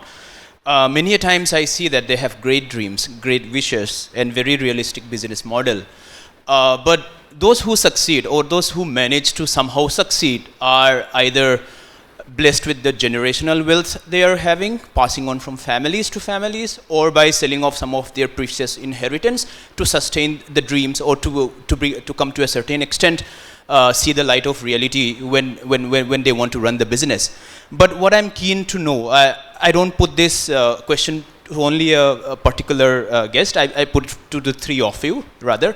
What kind of institutional enablement in terms of inclusion, financial inclusions and schemes can our folks from Lamka can leverage so that they can see the dreams turn into reality, the business model they build see the light of day from where they can really make impact, be it in terms of generating employments to 10 to 20 people or scaling their business beyond Lamka?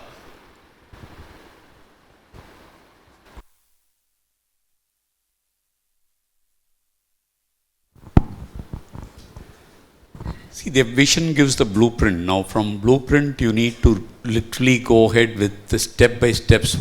I think you have started a good beginning, but you need to put the roadmap. Year 1, year 2, year 3, what exactly is the theory done? You came to a very, very specific thing. Can we have financial inclusion? Can we have employment?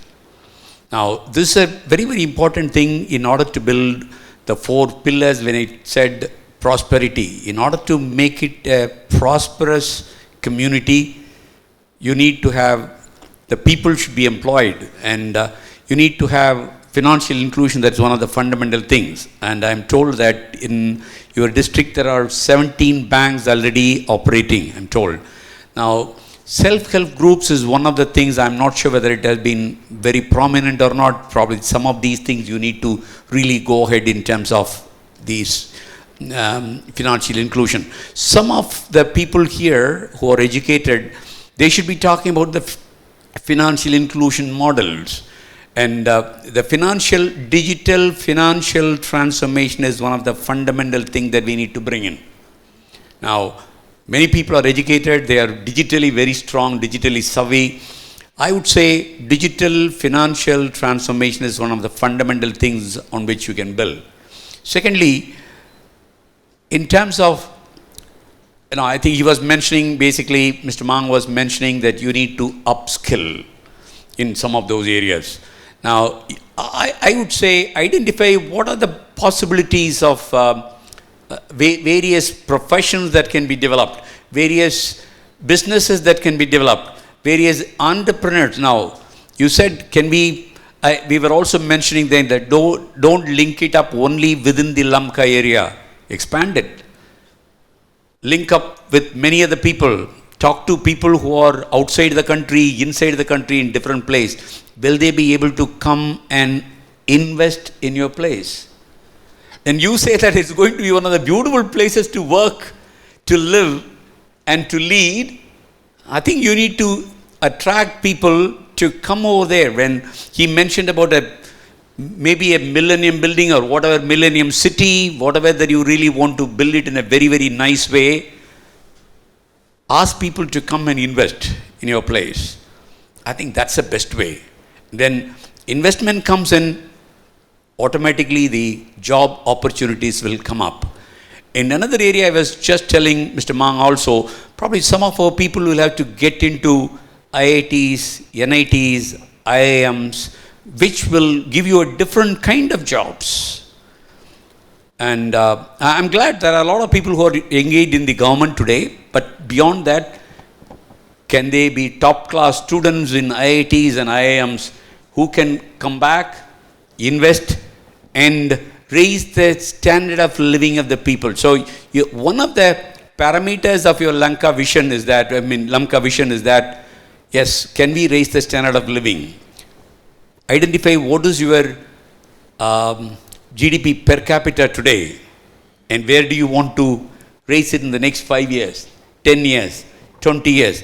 Now that should be one of the fundamental parameters, GDP per capita. If you really identify, and then you can start working on whether it is a MSME, that's one area, large businesses, that means privately investment from outside. Another area is, since it's a beautiful area, can we really encourage people to come there for tourism? Many other areas that you can look at it. Or today, a lot of the people's skills are required for, people who are from outside India. They would like the IT industry, basically the IT support comes from India. Now, probably today people look at only Bangalore or Chennai or Hyderabad. Can they look at Lamka as a place? Since your education level is very high, if you can be skilled up a little bit, can we look at those aspects? Now, this is where you need that think tank. You need influencers. You need people who will tell you, these are the areas, if you focus upon, there is a possibility that you can raise the GDP per capita. That's how the whole prosperity can come up. Thank you. I'd like to supplement a little bit, yeah. So to add a bit more, the question which you have raised is about financing reaching to the entrepreneur or the startup or to new unit at a time when they require. In fact, it's a question which has been in my mind because on one side, Government of India has lots of financing mechanisms which they keep announcing. So there is the CGT-MSE, which is the credit guarantee scheme for the small and micro enterprises, so that the collateral is not required. There is the Startup India for the startups.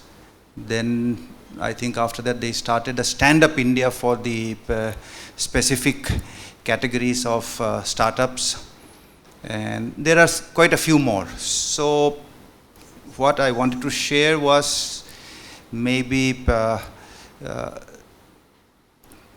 we can collaborate so that deserving entrepreneurs or startups who come to your knowledge or to any one of the participants, many times it is the linkage which is a problem. You know, government many times for the schemes there is a gap in communication. So maybe that is where we can have a more ongoing kind of, maybe some kind of a framework, so that whether the commercial bank is aware of the CGT-MSE, if they are aware, whether they have reached out to the people in their jurisdiction about that, and whether the startups in that area are aware that through the CGT-MSE they can access the finance without the collateral, or in some cases with the interest subvention they can get at a cheaper rate and all that. So I think using it as a test case of one or two people, we can, so I'm offering that we can maybe have a more specific collaboration in the coming times. Yeah. Very important question. And sorry. You're tired of the answers, or I supplement? Since time was limited, I just would like to supplement whatever my colleagues are already saying. See, one of the objectives of Vision Lamka is promoting vibrant local economy. This is one of the objectives of Vision Lamka. Not that we'll be doing directly, but indirectly. Because unless Lamka has vibrant local economy, we'll never be able to make it the best place in the world. A city devoid of prosperity can never prosper. We need to, and our people need to prosper. I have shared in some other platforms. Let me just share one point. Our conflict in Manipur, how long it will go, we don't know. Tomorrow it may actually disappear, it may not disappear, it may go on for years to come. But we also need to explore alternatives. We know that Mizoram, though a small state, is a full-fledged state. Mang knows it better than us. If you are a full-fledged state, there are certain allocations which every state has to get under various schemes and formulas. So they are always getting certain amount of money. Money is much more in Mizoram than in Manipur. Please, for God's sake, the people of Aizawl is fed by the people of Silchar. They are supplying almost everything from vegetable to fruits or anything of that. We can't substitute them for pharmaceutical, we can't substitute them for cement and steel and all that because we don't have that. But vegetables, horticulture products, we can grow in Lamka and hill areas, Chorchanpur district. Silchar is supplying at 5 rupees. Why don't you supply at 4 rupees and make yourself rich? The road has become much better now. You look for this. Encourage people to look for this. This is the way to promote local economy and to make our people and our town prosperous. This is what I would like to add. Thank you. I am Margaret from Delhi School of Economics. So firstly, I would like to thank all the speakers for the insightful session on the vision and positive about Lamka. My question is on the negative part, as Simaglu also pointed out, why nation fails. So my question is, we see in Lamka there are many social evils coming up. For the past few years, like suicide rate has increased and drugs addiction among the youths is a big concern. And one of the reasons that I'm sure is lack of job opportunity. And there are many other factors which causes. So my question is, how do we solve this problem? Yeah. This question can be addressed by all the speakers. Thank you. Questions to who? Addressed by any one of you. Any one of you. Dictionary. Yes, answered by others also, I think. Okay, I'll give a small answer, but then I think my colleagues are better off than me. They'll supplement that. See, this is a kind of social ill which is coming up everywhere in the urban centers. In Lamka, it's becoming more and more urban, though actually technically we are groups of villages disconnected unofficially. This will continue, this will grow on. I'm not actually, justifying that it should be there and it should continue, but this has to be taken care of. We cannot solve this problem, but we can actually definitely have a better way of dealing the thing. That is one. Secondly, most of the happenings in Lamka, which I used to see in local, like Tullow News and all that, seems to be the young people. So we need not only economic sustenance for people to avoid that kind of thing. We need, emotional facilities also, where people actually get church preaching is fine. That is also important. But in addition to this, we also need to think more creatively, where people are having more opportunity to actually recreate themselves, get diversion from all kinds of things, and all those. I'm not expert on that, so that is my take on that thing. I think you can add on.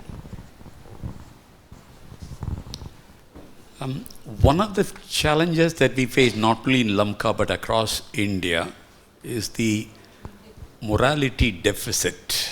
Please understand. Now, if we don't get to that morality deficit, your social dimensions will be affected. There was a time probably people were talking about certain basic moral values, and today they've kept it out. And so all these problems will come. Why people are getting into drugs, why people are getting into other immoral behaviors, it is because of the morality deficit. So as leaders, I think that's one of the areas that we need to tell the people that these are the basic things. And for the people of Lamka, you have what the missionaries have taught you, those things are available. What the Bible has been teaching you, those things are available. So along with other aspects, we also need to bring in the morality. Only then the social dimensions will go on changing. Thank you.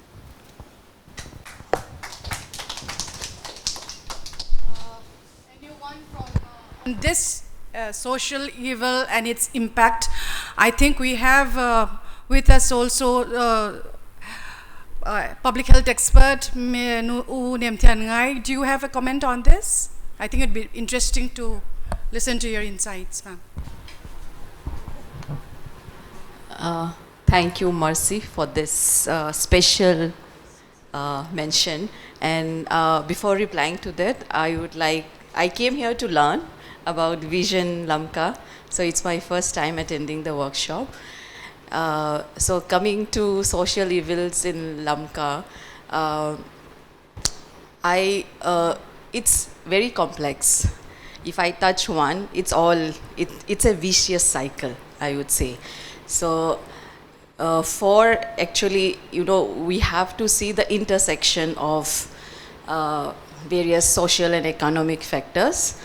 Let's say if we talk about how the drugs come into our beautiful hometown, then again it's a very larger nexus and mafia of we know who all are the stakeholders in that.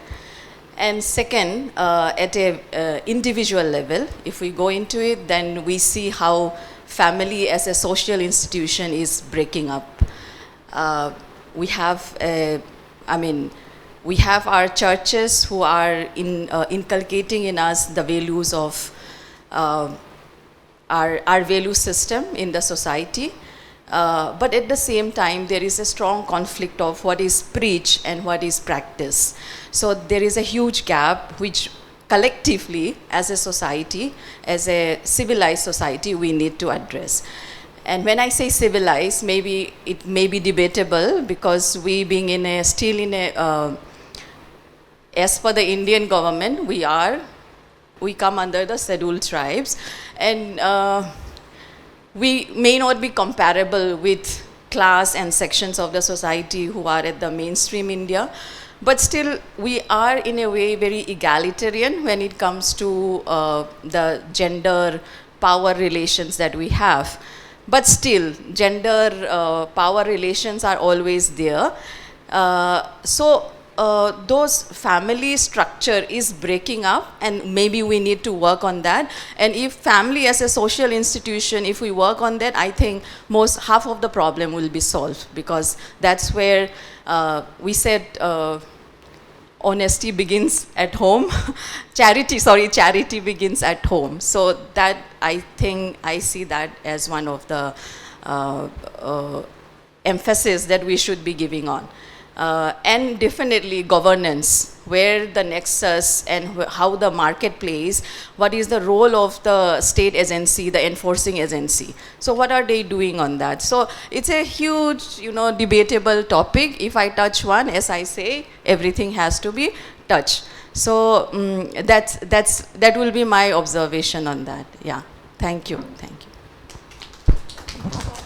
That was really, helpful for all of us. Should we move on to the next question? Yes, please. Yes, hello, I'm SK Guite. I'm an entrepreneur and as well as a social worker. So by profession and my academic background and my skills, I'm into impact consulting, and I have helped and assisted in many organizational, structural, operationals, and development. And at the same time, I'm also building my own brand called Amigo, which is into the shoes brand and as well as in the garments. And now on today's, as a participant, my question would be on, I would like to bring back to the theme, which is think global and act local. So based on the Viksit Bharat, I would like to contrast it into Viksit Lamka. So there are three main components there: development, self-reliance, and prosperity. So on these three, my question would be how well structured you are as a group for the Vision Lamka, and how well are you open to collaborate and have a professional services in the collaboration and partnership areas. So for example, I'm into impact, so I can do the ground studies. I can do the analysis of those data. And we also have Khenthang, who is into management consulting. So are you ready as a group to take on these professional services as a group? If you want to think global and act as a local, without the data, without the ground values and principles that need to be applied on. So what would be on your take on those? And if after this session, if you allow me to take the platform, I would also like to share a few notes and few of my concerns as well regarding on what would be the alternative solution to think global, act local. So that would also be my additional question to what are your stance on act local strategy. Thank you so much.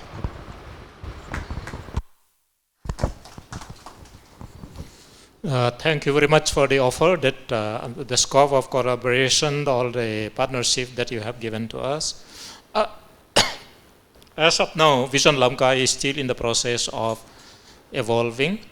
We are at this stage, I would say that subject to agreement by my colleagues, we are still in the process of evolving ourselves into a real functional body for partnership with others, number one. Number two, some people may call us advocacy group. Basically, we are not actually yet to have even a proper office. But we are not ruling out anything in future that we may engage 1 or 2 people as employees and then start collaborating with people. That is what I could say. Secondly, in Lamka, once we had a seminar. One younger from the Songel side, M. Songel, asked me, how much data do you have about Lamka? Then I admitted that we don't have any data so far. In fact, when we talk about data, actually it could mean anything. How many shops are owned by our local people? How many shops are owned by outsiders? How much is being sold every day about rice? Or how much is being sold on so-and-so item? These things actually, we would like to know it so that we can have a more meaningful dialogue in this kind of gathering. We have offered and announced it. If anybody actually obtains a degree, something to do with Lamka, we would like to appreciate by giving them a certificate of appreciation and 10,000. We also have announced that any locality who would like to be, who claim to be the best locality, we would like to give them recognition by giving 1 lakh rupees. So and so, we have given quite a few offers to the public. I think either we are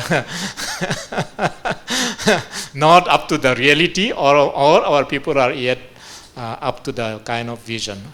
So anything that may come up, which is for the good of the people of Lamka and for the town, definitely we are open to any kind of dialogue, discussion, collaboration or partnership. Thank you. In response to this question, I would also invite our managing committee, Pu, Khenthang, Tothang, if you're here, you might just want to elaborate on the partnerships aspect.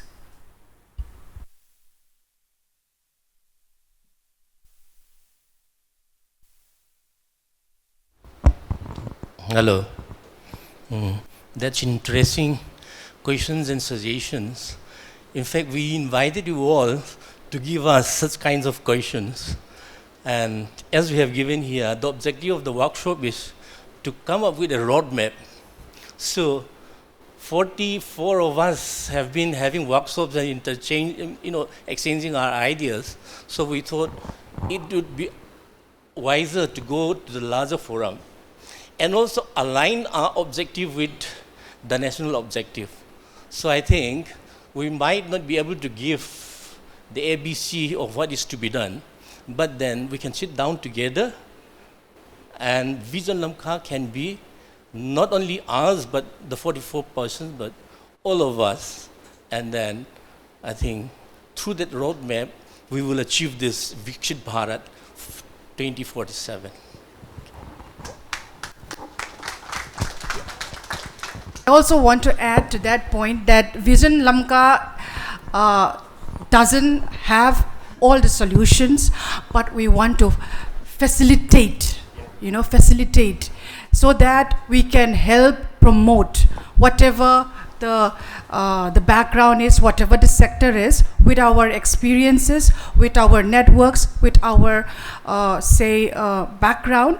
We want to promote, we want to build partnerships for you, we want to build a framework for you, because the context is very diverse. So we cannot really have a framework which says, okay, I'm gonna help out, Vision Lamka is gonna help out this entrepreneur who is looking, but we will have a conceptual framework where you will fit in.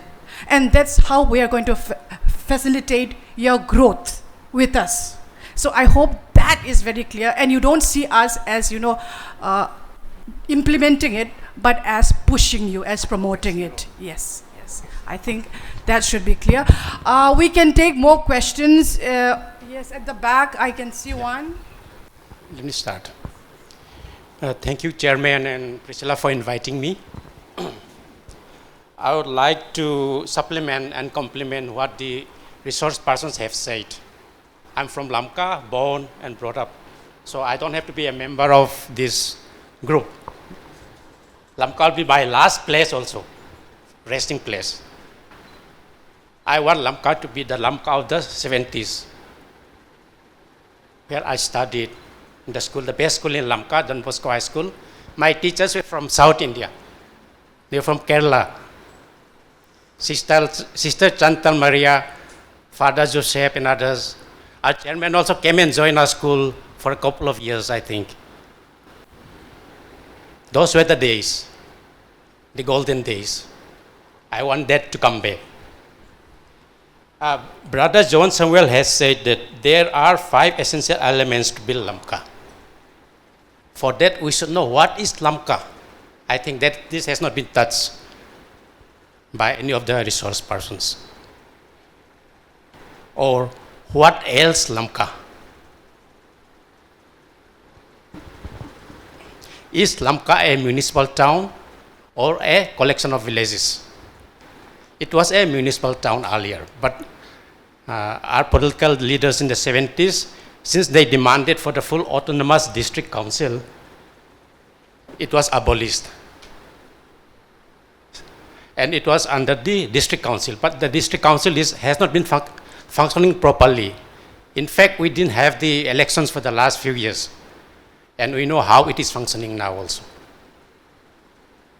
So that's why we are not getting any support from the government, particularly from the urban ministry. There are a lot of schemes under that ministry. If we Google it, we can easily come through them, including the public transport, low floor buses, and so many things. I'll just mention some of them.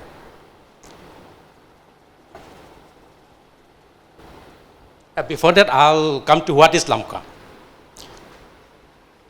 Lamka officially, Churachandpur is best described as a rapidly growing de facto urban town with rural, please mark this, rural administrative characteristics.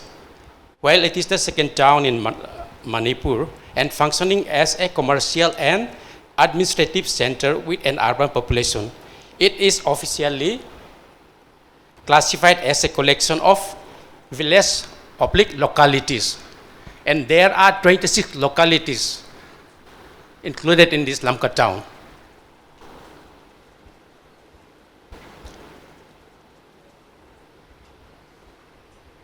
They are from Tuibong, Bizang, Sialmat, Jenhang, Lamka to the last is Mualkoi. So that's why we are not getting any funding from the government, central government. And the funds which we receive through the district council is not sufficient.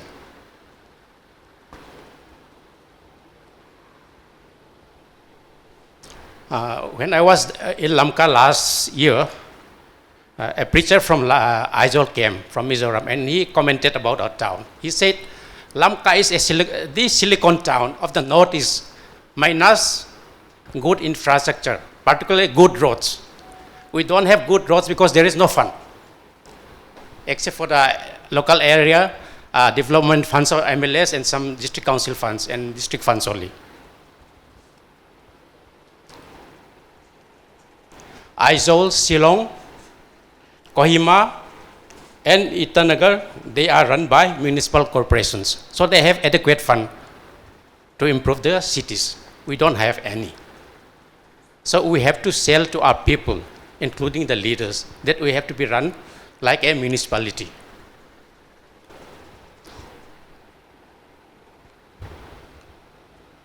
Lamka vision is like, what we read in the Gospel, John 1:1. In the beginning, there is a word. It's only a word, not yet implemented. So how do we implement? How does the word come into form? For that, we have to come out of the comfort zone. We have to move out of these seminar rooms. We have to reach out to the people, reach out to the media. We have to be visible. Unless we are visible, it will be only a meeting of some like-minded people, some lecturers, professors, and others only, or some government officials.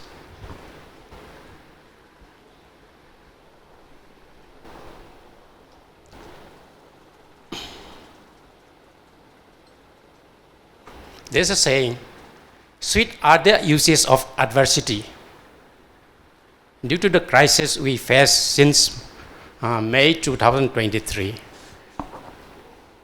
we come to know our brother John also. Otherwise, we would not have known him, and he's such a help to us. So we should try to make use of this adversity, this crisis we have, by expanding our horizon. John is so active. He used to send me messages, Zoom meetings for SCRA and others. I'm not able to follow him. Such a dynamic person. I think we should emulate him.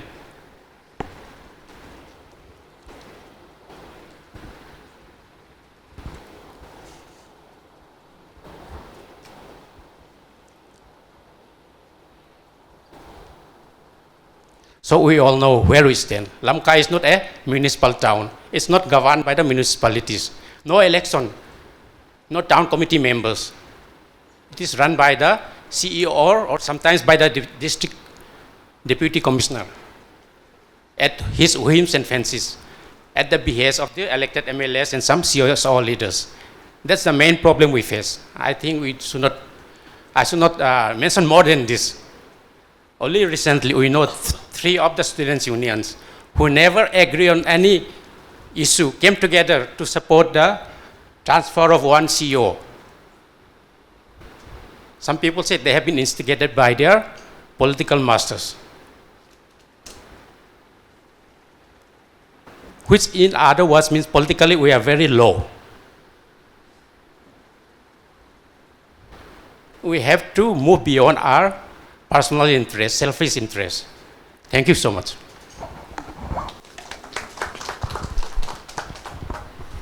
I think that's very important reflection points for the Vision Lamka members. We take note of that, and it's very important that you raise, sir, because we have started as visioners, Vision Lamka. We wanted to be the best place. We wanted Lamka to be the best place in the world. We have the blueprint, but we have not really, I mean, you know, like you said, there's no results to be seen yet, and I totally agree with your viewpoint, and I think the members, my elder members also will agree with me.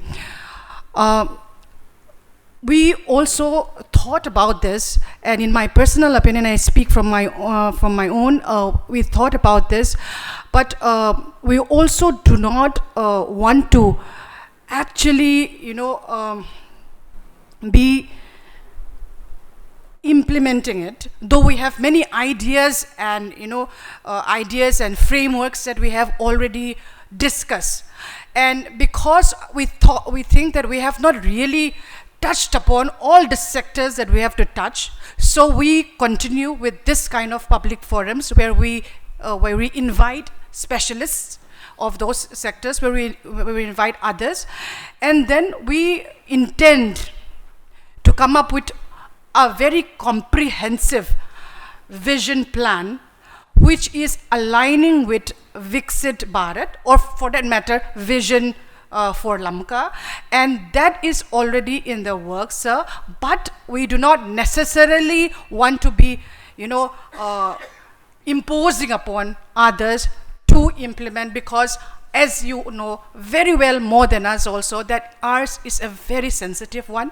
We have to play our cards well, and therefore we are aware, while we also want to do what is the best that can come out of, you know, discussions like this. Thank you.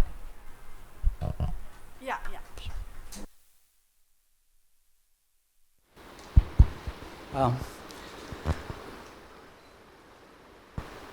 I just wanted to share my observation about Lamka. My name is Sam. And first of all, my deep appreciation to the founders and the visionaries of Lamka. I am not from Lamka, sorry to say, but my wife is from Lamka. So I love Lamka.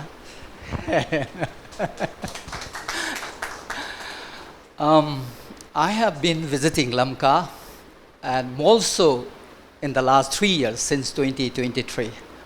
And I'm deeply pained by this, some of the things that I observe.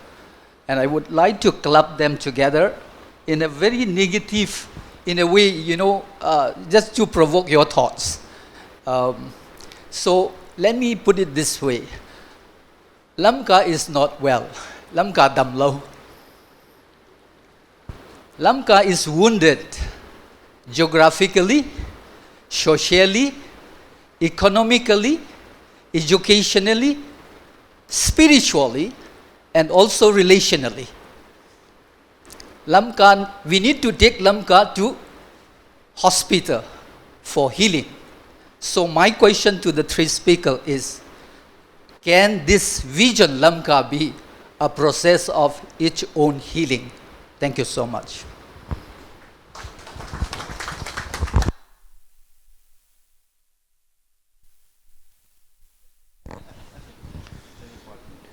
Actually, we know all what you people are thinking and talking.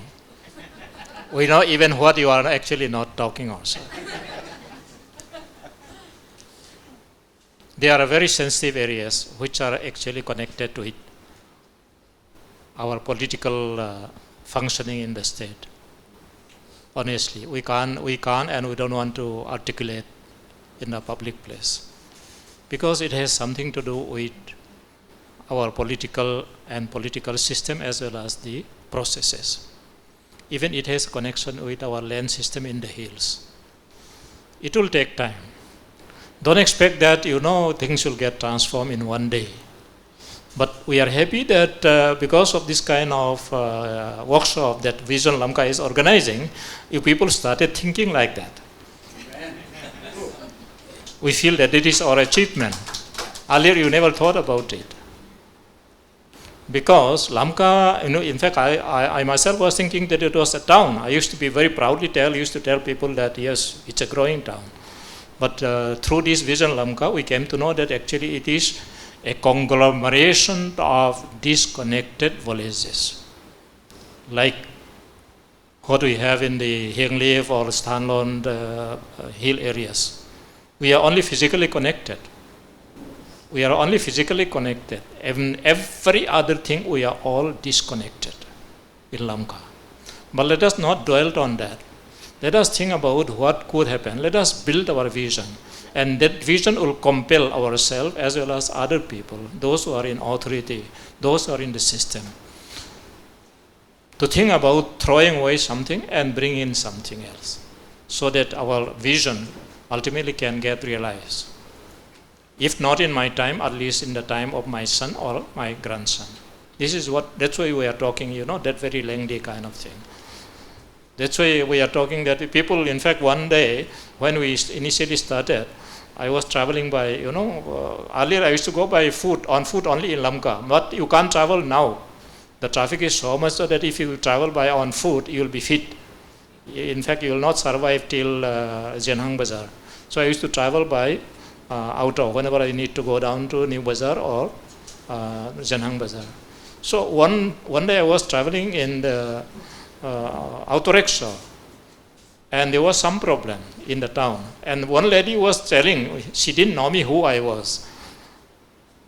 If Vision Lamka let them correct it.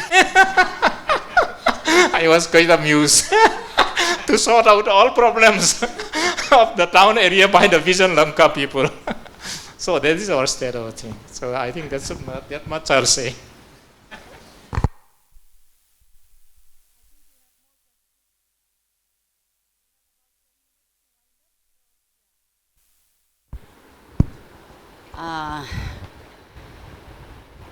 Good evening, everyone. Today is my first attending of this Vision Lamka, And first of all, I want to thank to founder and all members of Vision Lamka. Sir, today I want to request you that can we form some committees for protecting our river according to the Indian government, if I'm not wrong. If someone throw a trash in a river, there is a fine of 500 up to 5,000 according to the river, I think. In Ganga and Jamuna and other rivers, it's different price. So with meeting with the DC of Churachandpur, Lamka, and with the permissions of our DC, can we get at the locality people and set up for that 3 or 4 or 5 people to check out that who throw the trash to the river, and they should make sure that any trash should not be thrown in that any particular river.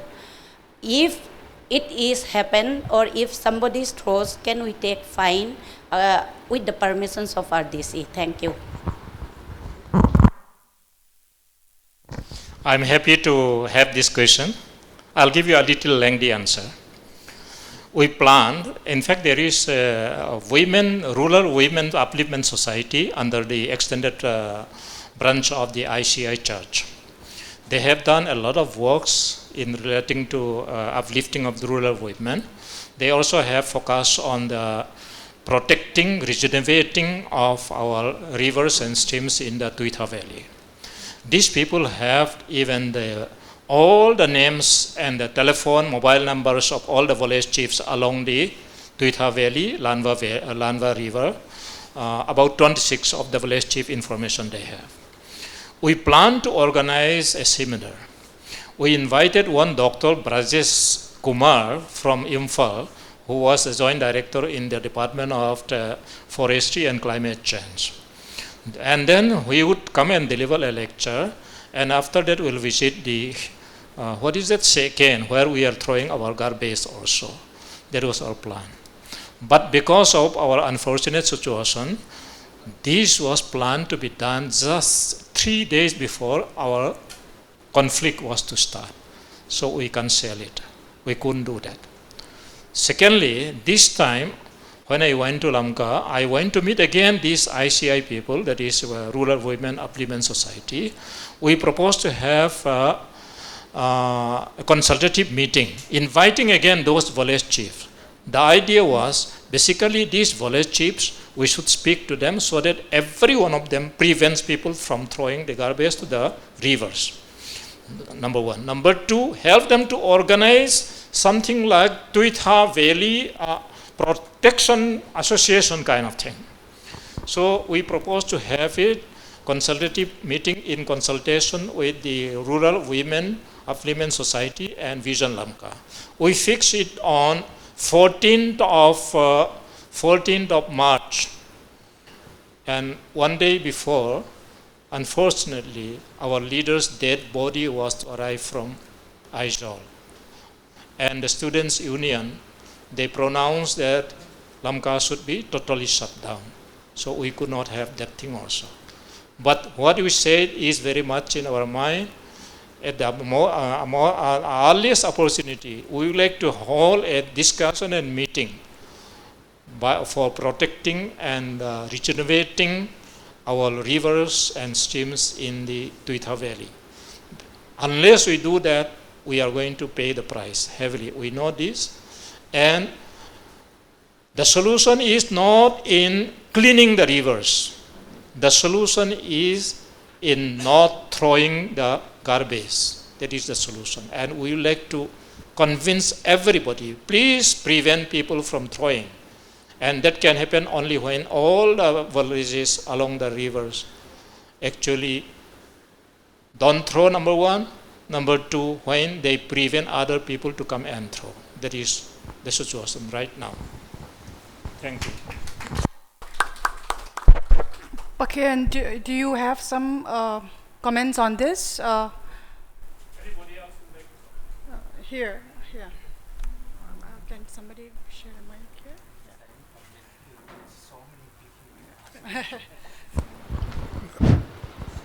Respected speakers and my dear colleagues, I'm Mr. Neihsial Simte. I retired as director from the Ministry of Donor, and in Vision Lamka I am the finance secretary. I would like to ask one question to Vumlunmang. Having served in the Ministry of Donor, I came across many schemes, not only of donor and other ministries also. From our district, many people submitted project proposals quite a number of times. However, after reaching the proposal at Imphal, the concerned department, though they process it and submit it to the planning department, and the planning department rejected it, and they never approve the project proposal from our district. But the Minister of Donor as well as other ministries are insisting that the project proposal should be approved by the planning department. So in this context, I would like to ask whether it would be feasible or not, whether there is a way out of this bottleneck so that we can get some schemes or projects for our districts bypassing the planning department. Especially for Manipur, I talked to the NEC people also, and they are saying that other district does not insist for small amounts, but Manipur government is insisting for approval, or we call it SLEC, State Level Empowerment Committee approval for projects to be forwarded to the central government. That's why no project has come up so far. Only a sprinkle, only a few of the central government projects are in Churachandpur. I don't know, my question is feasible, or whether we can, Vumlunmang can answer on this. That's all. Thank you.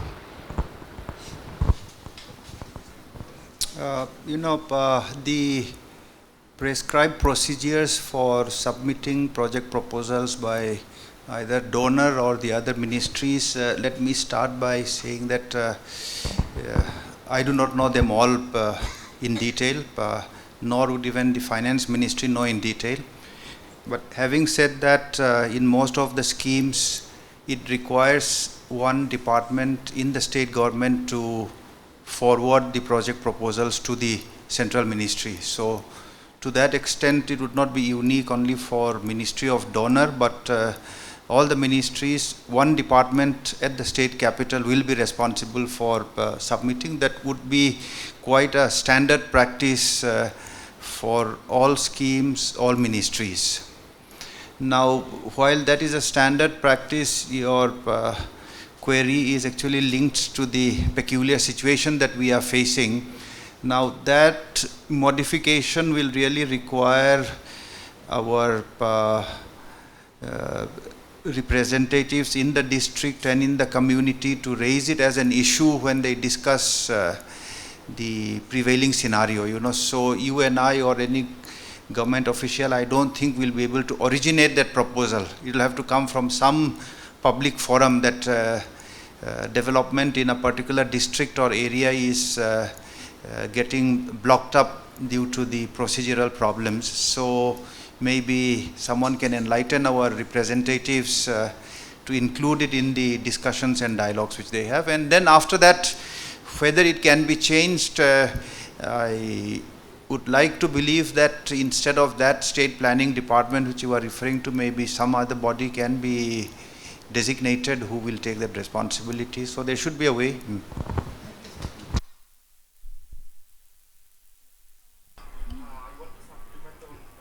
Can you give him a mic, please? Muang is currently director at Ministry of Donor.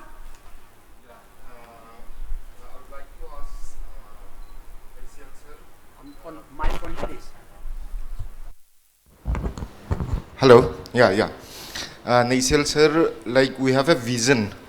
Now Mang sir has also mentioned that we have to implement it. Are we planning to implement it, or are we just going to have a vision?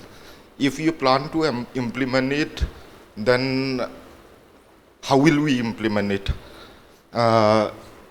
Simte sir has also mentioned about that one, project schemes and all these things. How will we do it? Do we have an idea? Who will prepare the concept note? Who will prepare the DPR and all these things? And then my second question would be to Mang sir, that will there be any possibility for using World Bank, JICA, ADB and all these things for getting a loan in Vision Lamka? And then in this regard, if permitted, my senior Guite sir may also like to comment on how was NERCOM built up. Yeah, in like NERCOM, can we build Vision Lamka? Will it be possible? And then this is our prime situation. Currently, we have Guite sir in Government of India, Mang sir in Government of India. They can push. It is our prime situation, so will it be possible? So, three of you, if you can answer, then I'd be grateful.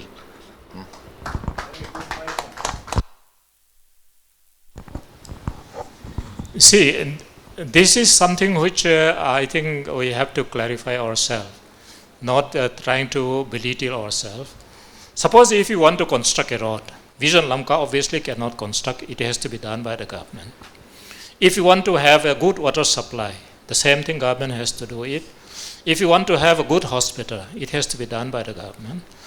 But then, if we would like to have a broader streets and neat and clean roads, the government as well as the public has to be involved. If we need to protect our rivers and rejuvenate them, the public as well as the government has to be involved. What is the role of Vision Lamka? The role of Vision Lamka is to stand between the government and the public. Talk to each one of them and try to bring in, this is the vision we have, this is for you. Talk to the government, talk with the public. That is what we are actually standing for. We are not there to implement because neither we have the capability nor the resources. That has to be understood by all of us. That's why, like as Mahang was saying, see, whenever I am there in Lamka, I used to interact with the DCs. I have been actually trying to motivate them. Why don't you actually do something substantial in our district? In Mussoorie training, we used to have, that kind of, certain district collectors or DCs used to do, certain very unique project. That used to be the case studies in Mussoorie. Why don't you do something for us here also so that it can become even a case study in Mussoorie? To that extent, I used to speak to them. Then, in fact, we used to invite them for a cup of tea, the DC, SP, including everything, not only the project part, even law and order and the culture part of it. That is what we are playing the role. So one has to be very clear on that. We'll continue to do that. Because government alone cannot do, the public alone cannot do. There has to be both sides to build up our vision. See, even if the government is trying their best, actually if the people are not awakened to the kind of vision that we are looking at, it would be actually impossible to arrive at that. So we are trying to convince the people also. We went to the village chiefs and tell them, okay, we realize that Lamka is not a town, there is no municipality. It is a conglomeration of actually interconnected or not even interconnected, disconnected villages. But before anything changes in the political structure, can you improve your villages? If all of you improve your villages, then it will become a good town. We give even this kind of idea. To that extent, that BSF road from the Tidim Road to the Gangpimol Road, Dr. Khenpi and all that, they started, making the road by themselves, by contributing. Then beyond that, certain groups also continue to do that. And even in Thailand, they have done in my locality by contributing money and actually make, the black topping. So these are the kind of actually influences that we would like to, what Dr. John was saying, we are trying to influence people's thinking. I am told that even in Ngathal side also people started building the road by themselves because nothing is going to come forward from the government side. So this is the kind of a thing that we are doing. So I'm not saying that we will not implement. We can't implement because we are not meant for that, please. That has to be understood by all of us. One final question, then we close. One final question. Okay.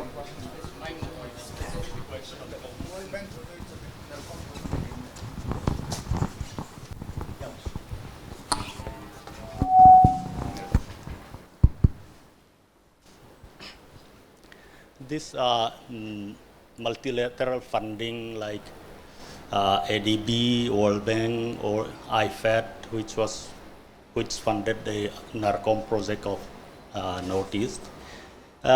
These are accessed through the government. If you remember, NARCOM is headed by Secretary of Northeastern Council and senior officers from Northeastern Council, and also representative from the states where the project had been implemented.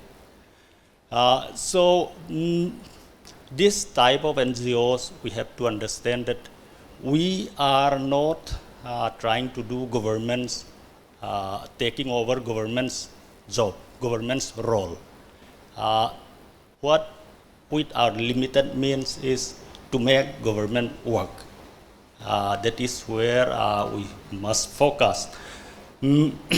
Then there's one thing, one issue that I want to comment regarding the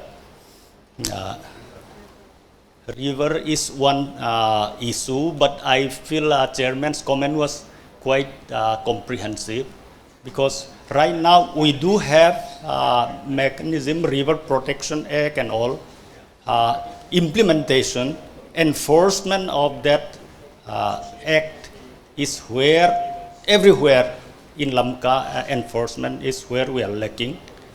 It's because the enforcers are our relative and all those kind of things, very, very common. The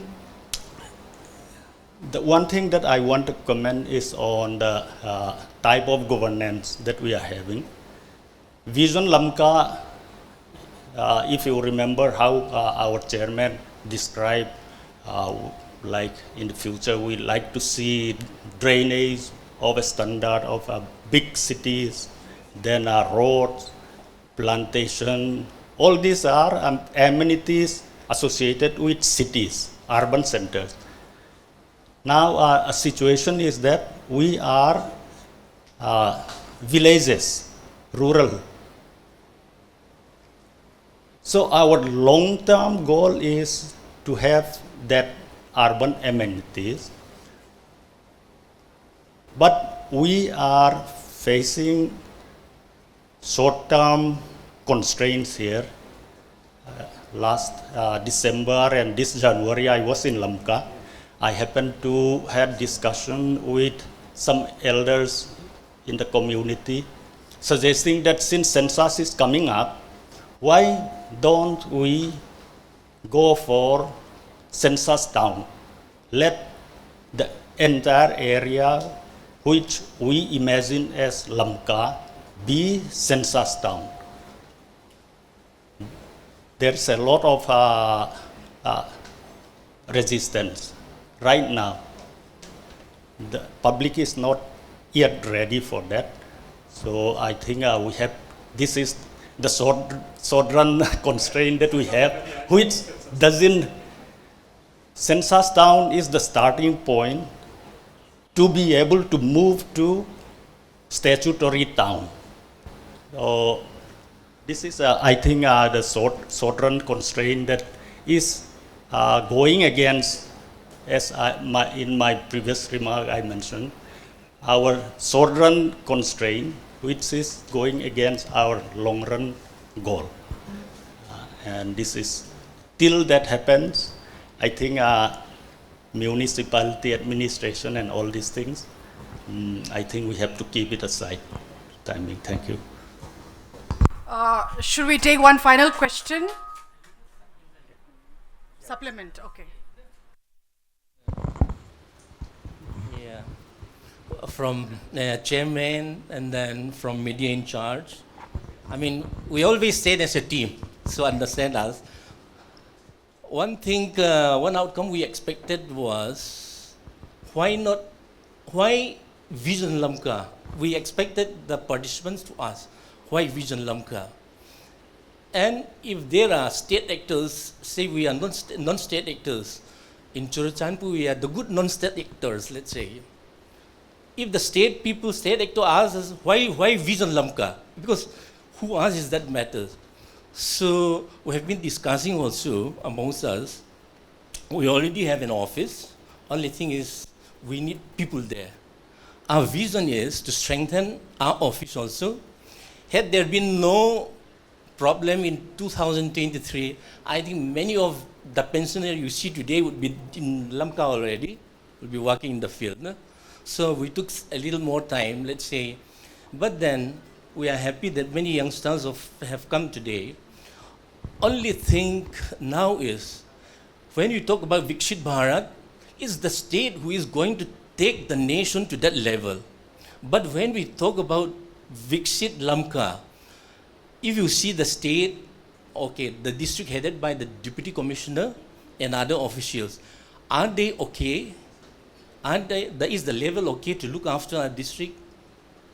You can ask so many things. So Vision Lamka's role is, to support that kind of administration. We are not to act as an alternative to the district administration.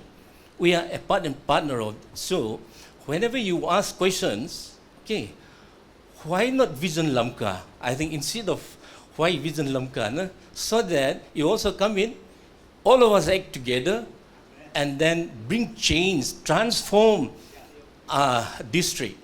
Okay, that's a little supplement I wanted to. But then, as I said, Vision Lamka is not going to be the only top, but then it's going to be, a little different. So we wanted to align with the Viksit Bharat 2047, and Pumang also have talked about the pillars. Lots of possibilities are there. So the managing committee and everyone, we can always put in our thoughts together and then come up with a very clear roadmap, as Dr. Samuel was mentioning. No? That's the purpose of the workshop. Thank you. Thank you, everyone. One final key takeaway that you want to advise the audience. Just one line. You want us to say? I can only say that this is possible. Go with that hope. But in order to make it possible, you need to work hard. You need to literally plan in detail, but go with the hope, go with the red heart faith that God will make it possible for you. Thank you. Amen. I would like to repeat the message of optimism. And whether we get it to the Puswagzathang's Lamka of 1970s or Lamka of 2023, which is a combination of that and all that is better, I would like to leave a message of optimism. And with that, what can I do? That is very important. We are without doubt in a difficult situation. We are in a peculiar situation. What can I do also has to be part of that optimism and part of that next step taking. Thank you. I really appreciated Dr. John's presentation, wherein actually he brought out the observations of Dr. Kalam, that your dream is not what actually you see in your dream, but the thing that makes you not be able to sleep. I think that was the right thing. So all of us should start dreaming, so much so that we are not able to sleep about Lamka, how to improve, how to make it really the best place. When I say best place in the world, it may not be best place for a person from Central America, but a best place for all of us. Amen. That is what we want. Thank you. Thank you so much, everyone. Thank you for your clarity, wisdom, and your suggestions. And thank you so much to all the participants for the questions that you have raised. May today's conversations become tomorrow's actions. This is what I want to leave you with. We are in the last final item. For now, I would like to invite Pu Ka Kaizo to propose the vote of thanks.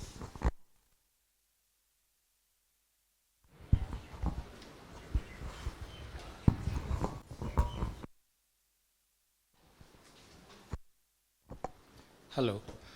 I think there is no more words to say also. Our compare has spoken, our panelists have spoken, and our participants have also spoken. They have asked a very brilliant questions, which I don't expect, which is mine, was eye-opening for me also. If you all listen to the advice given by the panelists, I think we'll make a better Lamka tomorrow. Amen. For the vote of thanks, we have seen these screens, sounds, we have tea to drink when we come inside, and we have people who escort us, who tell us the way, and who make it possible this event. Day and night they work hard. It is not visible with our eyes. For all of those things, I thank each and every one of you. I don't have to mention, I cannot mention every one of you. If I mention one, I'll be left out with others, and it will not be in a good taste for those who were left out. So I don't mention anybody's name. It is because of your hard work and dedication, today's event is possible. But I want to share with one of my experience with you for you to go. We are talking about making Lamka the best place to live in. It will happen only if we all contribute. And for that, honesty and truthfulness is a must, I should say. In my younger days, when I went home one day, drug is one of the problems we have faced all the time. That time also we have it. My friends, they were involved in drugs. They want some drugs to be procured from the, what we call it, pharmacies. And there were village volunteers who were protecting people, guarding the village. They were there. It was winter time. It was very cold. My friends asked me. They give me a list of drugs which they want to have. And I go and I ask one by one to the pharmacist. One is not available. Second is not available. Third is not available. Fourth, one is available, and I procured it. And the village volunteers, they were sitting. They were meifu we call it in the local language. They allow me to procure the medicine. When after procuring the drugs, when I went out, they came hunting after me. And they have a lot of time to hunt around me. And when they find, it was almost 1 hour. They hunt around me almost 1 hour, and we almost have problem for 2 hours. My take is that if people who are in authority, unless they become honest, our problem will continue and it will multiply. And when the people, they are in authority, when they are doing it honestly, transparently, truthfully, then our improvement will begin. That's all. Thank you. Thank you so much. Thank you, everyone. There is high tea at the entrance, and also we look forward to having a group picture. Where should we have it? Here? Here.